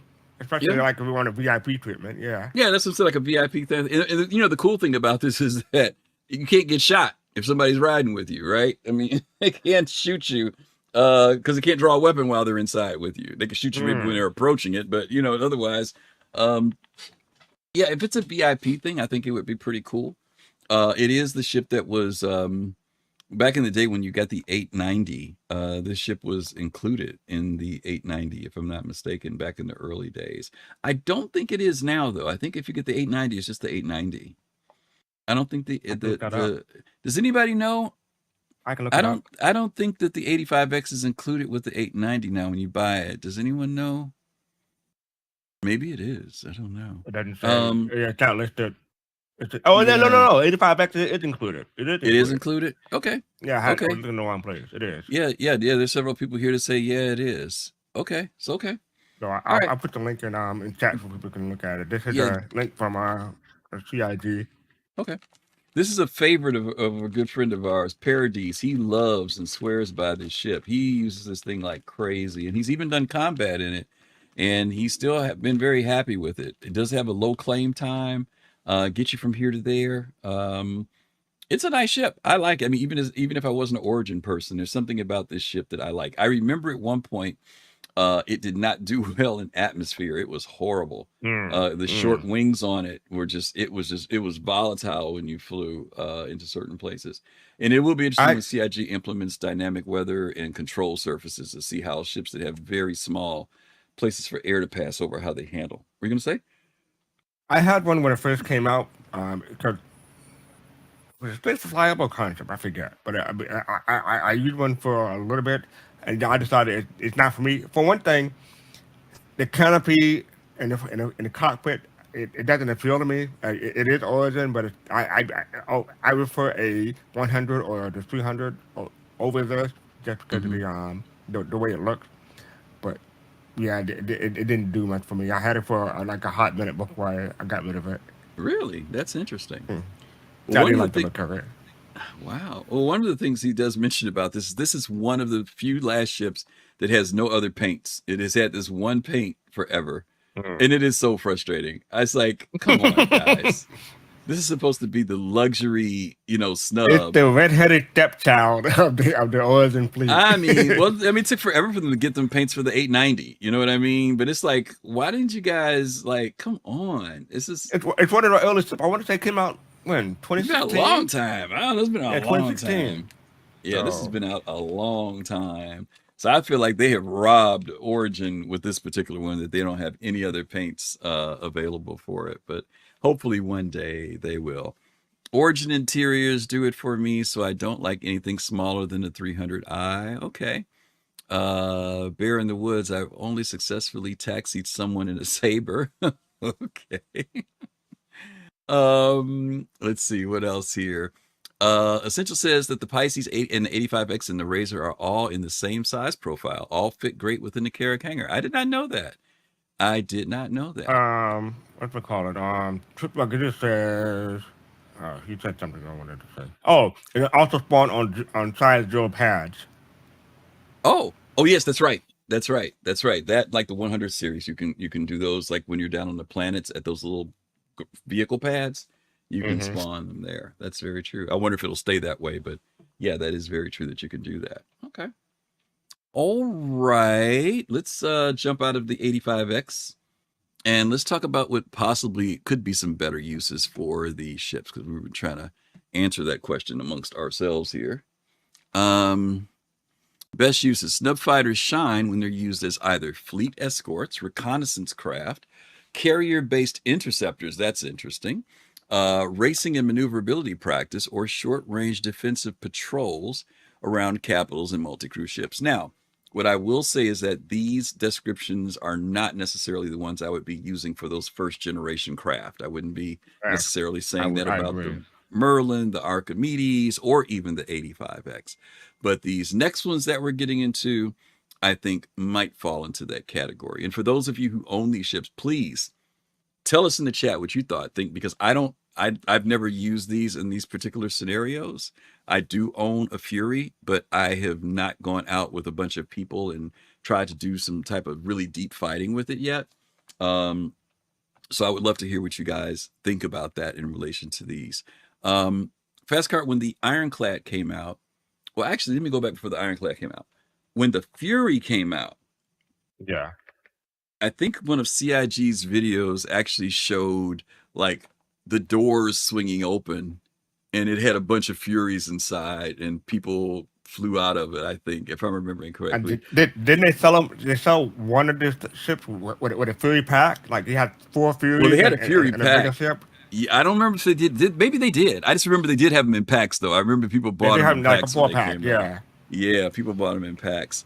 And then when the Ironclad came out, they did it again with the Ironclad Assault, right? Where they had the pit bulls, right? That came out in that trailer. And so when we get to those, I want to talk to you about a little bit why when I said I think that there is a purpose. And I said there are things that you do in the game because you choose to, and then there are things that you do in the game because you have to. And that's why I want to talk about the have to. So any thoughts on this before we look at the next video? Any of these topics here you got something to say about? Fleet No, I'm good. escorts, Thank you. reconnaissance, carrier based. Okay. All right. So let's take a look at the Fury real quick. Okay. If you push something to its absolute limit, a body, a weapon, gravity itself, does it break? Or does it break through? Power beyond expectation. Class-defying maneuverability. Transformative integration of Xi'an tech and design. A revelation in short-range combat.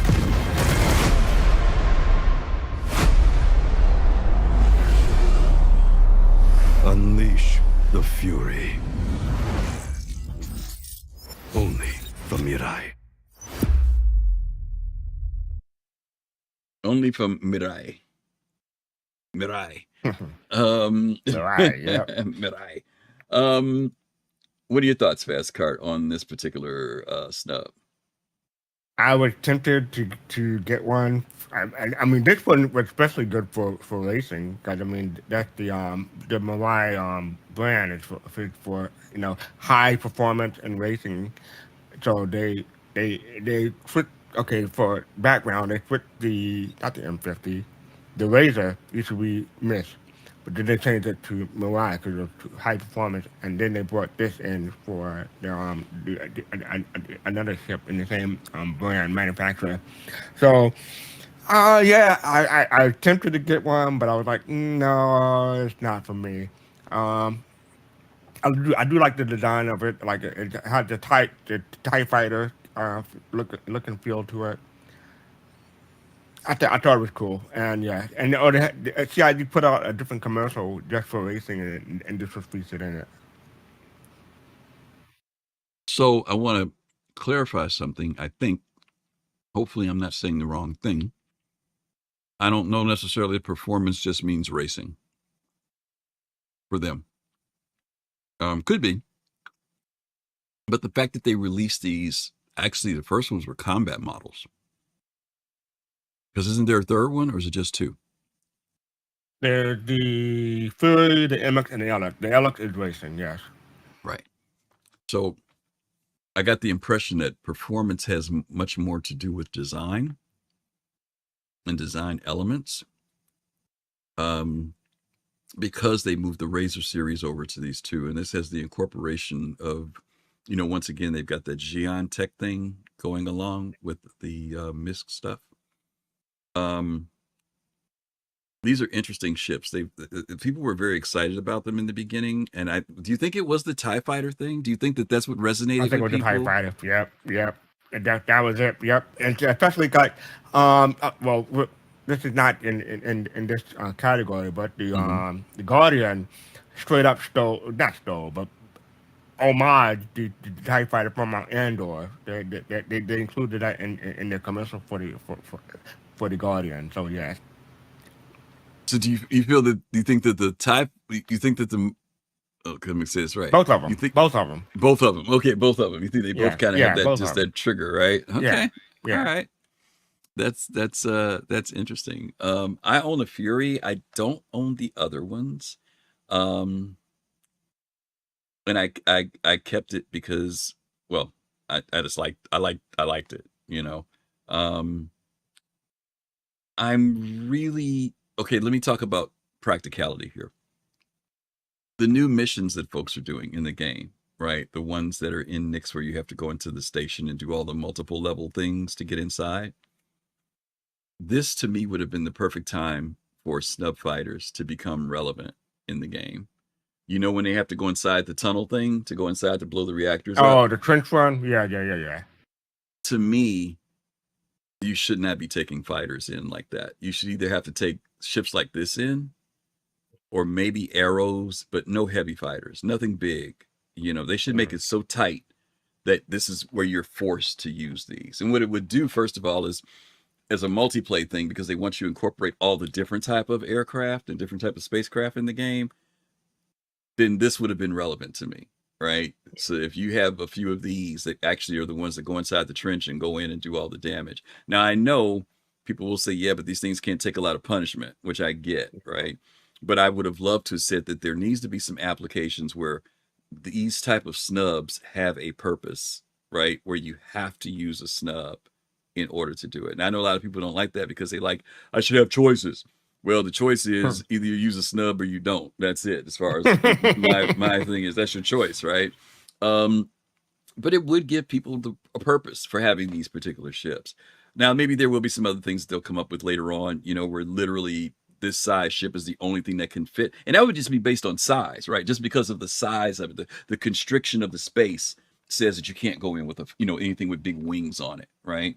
I'm not even dealing with the firepower side of it, but I'm just saying I would see some amazing flying with people flying in with these things, because I know that the trench thing is very reminiscent to the destruction of the Death Star thing, right?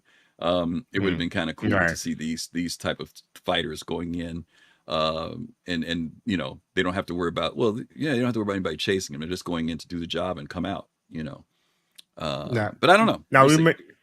Now we mentioned like the pros for the Fury is the speed and maneuverability. A con would be the fragility. Like if you get shot at and you lose a wing, you lose performance and you lose weaponry. So yeah, because like let's say that your group of these fighters are on their way in. Their vulnerability moment may be from the time they leave their mothership, right, to when they get into the trench. Once they're in the trench, they're safe. Right, they don't have to worry about any outside fire, but what they do have to worry about is not hitting a structure, right, or clipping something, right. So you could bring a different level of flight challenge to the pilots that are going in with ships like this. But that's just my 2 cents on it, right. And somebody else mentioned it in here. They said even if it were like using the grab bikes, Citizen Kilroy says even the grab bikes, right. You go in with the dragonflies, things like that where they create. You have to use these type of vehicles to go in and do certain things. To me, I think would be a good thing, because right now people's attitude is they're going to go with what they're going to go with the bigger ship, right? They're going to go in with something that's much more protected. And don't get me wrong, I get it, but it's like, come on, y'all get a little challenge in it. Don't make it too easy, challenge yourselves a little bit. Hey, the people just want to get in and get out as easy as possible, as safe as possible. Yeah, don't get the old man started. Don't get the old man started. And also, when it's taken a snub, okay, it may not cost as much to repair it, but with a heavy fighter or heavier fighter, you won't have to worry about repairs at all. Yeah. And these are there would be a specialized use for them too. Don't get me wrong, you could go out and do like in that video, when they show up, the snub fighters get into the fight and everything, but they're also gonna get wasted real quick too. Yeah. Just something to consider for the Furies. You said you don't own any of these, right? Yeah, I do like the look of them, but I would get them in game if I would decide to get one. But yeah, I don't own any of them. Do you favor any of them? The racer, the fighter, or the bomber? Or the missile boat, I should say? You're talking about just for the Fury, or I mean the Guardian? For the Fury, I would favor the Fury. I like the racer, probably the racer. But I have a racer, so. Okay. Now between now and 1.0, the flight mechanics or flight characteristics may change. So maybe the Fury will outpace I think the Razor is faster. I think the Fury is faster than the Razor right now. So, but who knows what will happen by the time the game actually is on. Okay. Is anybody in chat been flying with the missile boat version of the Fury? I'm curious. Because I've known people to talk about the Fury, but I don't know. I've never heard anybody talk about that missile boat one. Whether that thing I think I heard about people talking about when it first came out, but ever since then, I think I haven't heard anything about it. But when it first came out, yes, people tried it out and stuff. But I don't recall I don't remember whether people liked it or didn't like it though. People like that window thing, the The cover, shield thing? the shield. Yeah, people like that. Yeah, but how does that work? It just gives you a little bit more protection when in a ship that It doesn't does attach much actually. I mean, it actually yeah. does. Okay. Yeah, but I mean, it's like I'm being funny here, but it would be like putting a paper over glass. You know, it's not that much, but don't quote me. I don't know how much protection it gives, but it gives a little bit more. Okay, I'm curious about it. I don't know if that sometimes you put stuff in, and I don't know if the mechanics are implemented with it or not. The graphics are there, but I didn't know whether or not that armor actually did anything or not. But okay, I'll buy that for more $1. protection As than they the say. 85X. Sunglass Okay. kind of protection. Yeah, there you go. Oh Oh, God, sunglass kind of protection. It's a rule of cool. Okay, Captain Jones. yeah, that's Um, cool. I'll give you that. that's funny. Okay. Talk about some of the poor uses here. They're generally poor choices for solo daily gameplay, bounty hunting against larger ships, cargo hauling, exploration across the Stanton system, long distance travel without support. Right. Um, Exploration across any system. yeah, it's not just the Stanton system, right? Yeah, well, there obviously the issue is range, right? I don't know what the Right. fuel range is on these ships. Because I've never taken them out I remember when they first came out, I remember flying the Fury around, and fuel's consumption was kind of fast, especially when you like if you burned it like at full speed, it kind of consumed fuel. But I never tried like changing components on it or anything else like that to see how it worked. So maybe that'll be something else to investigate, to see what the impact of something like that is on a ship like this. Because honestly, I don't really remember. I just CC remember the Creator fuel said seemed to go pretty quick. CC Creator said a snub could make it for a good surveyor when the time comes. That might be interesting. Surveyor. Yeah, that could be too. Yeah, I agree. That could be. But again, here's the issues again. You can't really haul anything in them. You can't live out of it. You know, um, again, I'm really curious to see where CIG is going to go with these things, because they're building them, right? And they built this one, I and mean, then, mhm. maybe for like limited distance mission for like a starter player who can only afford a small ship and get into a snub and take on like bounty missions or combat missions in a local area. But are you going to recommend to a new player to buy a snub? Are you going to recommend to No, a new player to buy a snub? See, no. that's it. I know. I'm recommending if someone spent all that money and lost their ship and had to start over, just start with a snub. Yeah. Because Well, I think maybe they'll have the experience and know better and stuff Well, like I think that. you're But I think yeah, you're on the right track though, because you're saying if they create missions again, create something that says you have to use a snub, right? That's the thing, right? If there's another option, then people aren't going to go with the snub, right? I'd rather have the challenge of the snub and say, listen, and if you're going to do this mission, it pays well, you're going to get something, but you got to use a snub in order to go in there and do it. That's going to force you as a pilot to be on point. I think that was one of the things we mentioned at the very beginning. For pilots who are very well trained, they can they can fly these things really well, right? That's what it's going to challenge you to do, because you got to survive. You don't have the defensive capability of great shields or great armor. You got to have your piloting skills up for this. It'd be something different. Okay, let's look at this last one of the snub series. Let's take a quick look at this. Oh, I don't think there's any audio with this, or is there? Can't remember. Is there audio with this? No, this is Kung Lee's video. Those of you guys know Kung Lee does these videos all the time, showing off, the mechanics of ships and stuff, just so you can see what they look like. FC, I'm gonna turn the audio down on this video. okay. We can just kind of talk.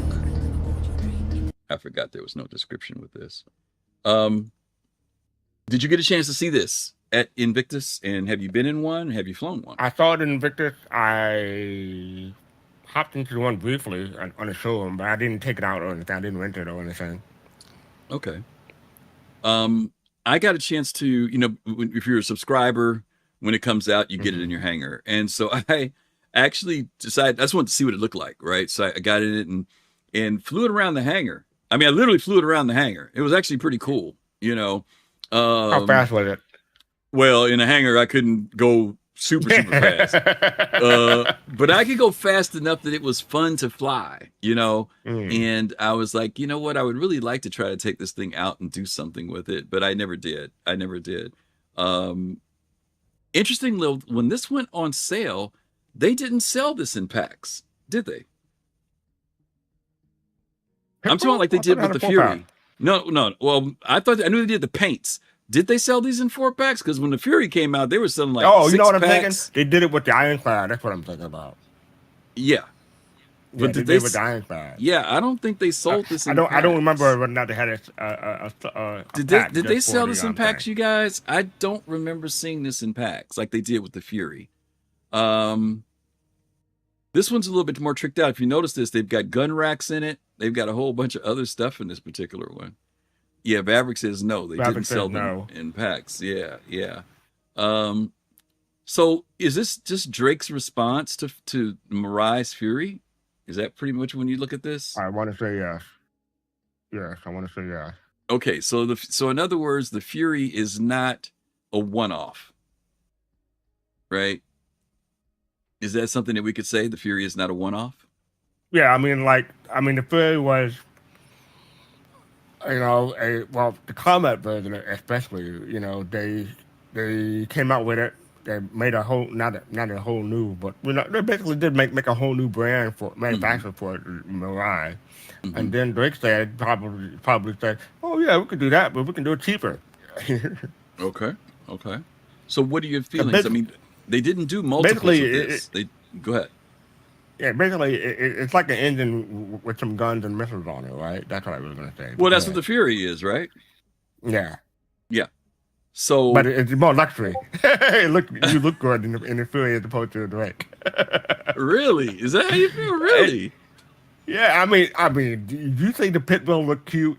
The Fury looked great. The Pitbull, I wasn't feeling that from the get-go, no. Okay. By the way, Parody sent me a message earlier that I didn't see until now. Parody said that they have included storage in the 85X. So the 85X does have storage. And I completely forgot about that. Okay.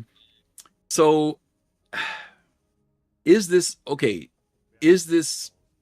I know, was it Dig That? I think it was Dig That. Said that a bunch of them loaded up these into an Ironclad and they went out and they said, other than the chaos of getting out of the hangar together, they had a lot of fun with it. They had a lot of fun. But he talked about practicality. You know, is it practical to do that gameplay?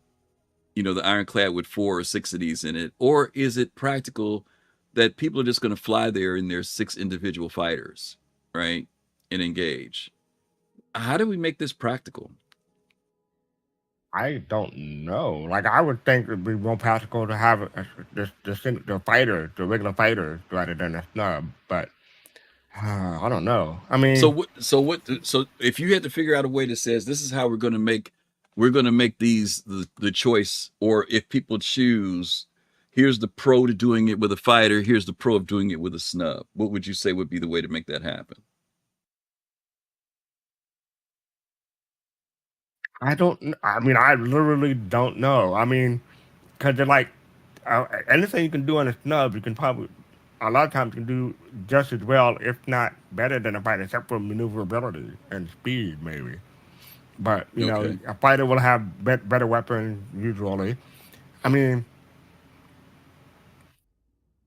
I would have to look at Urkel to see what difference is between an arrow and a gladius between a pit bull.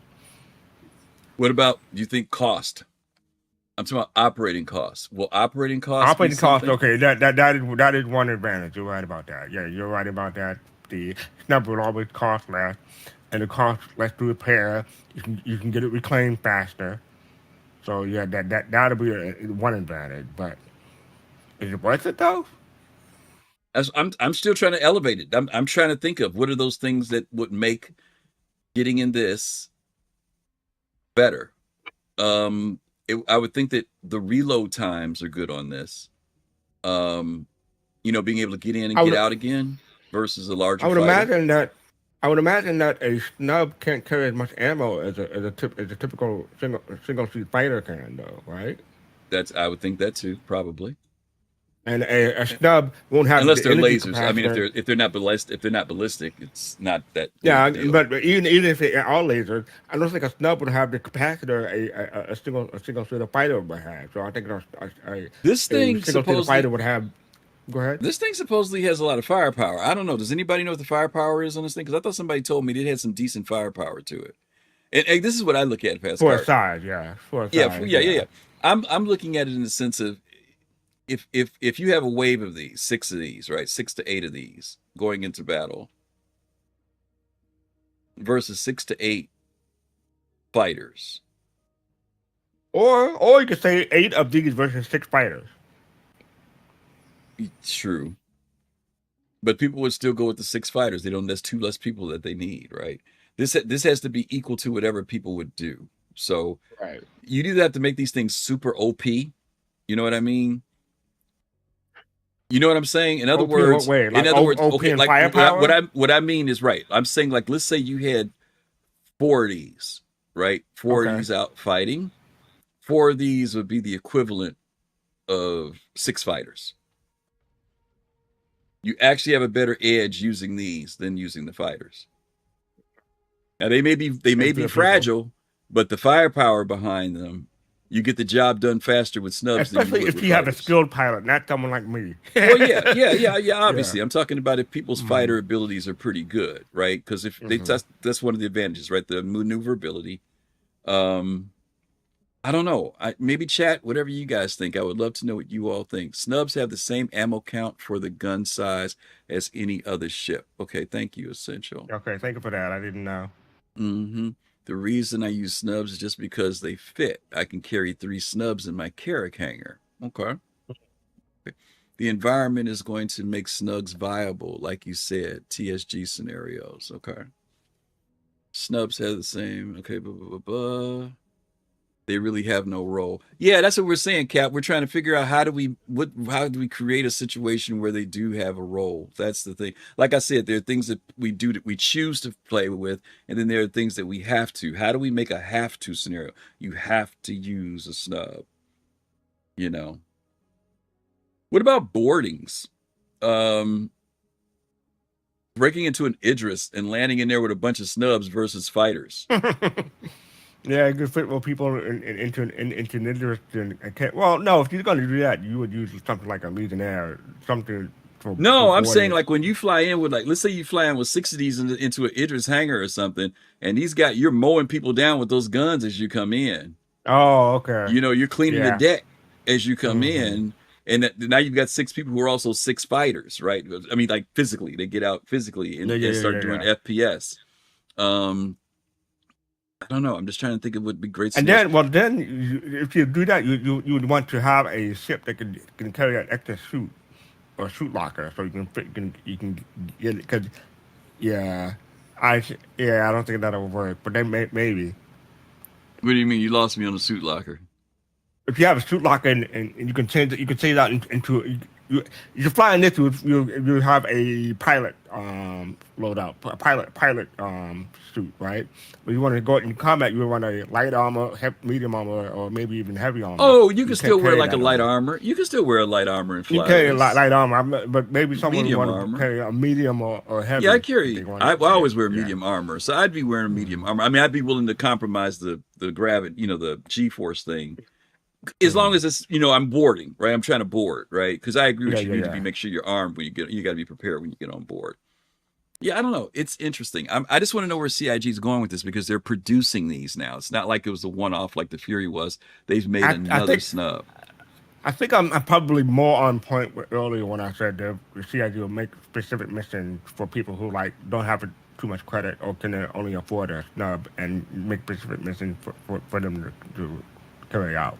Yeah, I think that, for like a big fleet, I don't know. Maybe if you have a big fleet with different categories or different ships and stuff like that, you have a role for a snub in that fleet. But even then, most people would probably take a single ship fighter like an Arrow or Gladius over a snub. But right.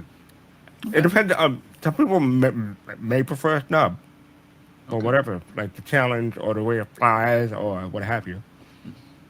Why don't you read this next part here? Why should I? Why? Who should fly one? A snub fighter is an excellent choice if you fly with an organization or friend. Regularly use multi-crew ships like the RSI Constellation Andromeda. Enjoy highly maneuverable dogfighting. Want a dedicated escort or defensive craft. Interesting. Again, the choice is always, will people take this over something else, right? And right now, I would agree that there's not enough urgency to say, ooh, let me jump in the snub and go out and fight these guys, right? I just So I really want to see where CIG is going to go. If they made these OP, I wouldn't mind it. This is one ship I wouldn't mind to be OP, because the negative is you can't take a lot of punishment. You know what I mean? So you can make these OP as far as I'm concerned, you know. Figure out ways to make them fast. Make them. You say that, and I'm just imagining Spectrum exploding with complaints. Well, you know what? But you know what? That, People will use them. But well, I mean, there's a balancing. When I say OP, I'm just saying make it so that people want to. It's like, man, if I get in the snub, I'm willing to take the risk, but I can, you know, probably take them out a little bit easier or faster if I fly in that. And I think that your other point too about pilot skill is still important too. You know, very important. That's important for ships like this. Yeah, so you know, it's all. We'll see what happens. If you're primarily a solo player, a true light fighter such as an Anvil Arrow, Aegis Gladius, or Mirai Fury will usually be more versatile because those ships have quantum drive capabilities, quantum travel capabilities, and can operate independently. As development of Star Citizen continues, carrier gameplay and multi-crew mechanics are expected to become more important, which could increase the value of snub fighters in organized fleet operations. Okay. So that's basically the conclusion. We just, you know, they're very cool. They're interesting, but we haven't seen it fleshed out enough yet to I'm looking at the spec sheet. The Fury does not have quantum. No. Oh, yeah, okay. But, oh, you know what? In the thing I put in there by accident. Yeah, scrap that. Okay. From my Fury. Yep, take that out. Actually, you know what that was supposed to be? The what you call it? The Mirai Guardian? No. The Racers. Oh, the Razor. The Razor. The Razors, yeah. That's I was, you know when I'd be up too late. There we go. All right, the Razor. Yeah, the Razor. Yeah, but right now, like we were saying, you know, these ships, they're just not there yet. So fastcart, have you ever I almost hate to ask you this question. Have you ever bought these as tokens? You know I have, Griff. You know I have. Yeah. Let me see. Between definitely the Merlin and Archimedes. Not so much the Pitbull. The Fury, yes, too. What was the other one? The 85. Oh yeah, the 85X. The 85X is actually my Endeavor. Is it Razor OR or ER? I can't remember. ER, I want to say. Is it ER or OR, y'all? I'll look that up. My brain is still fried from back with the Motorola Razor phone. I can't remember which way they spell it, so y'all have to help me out here.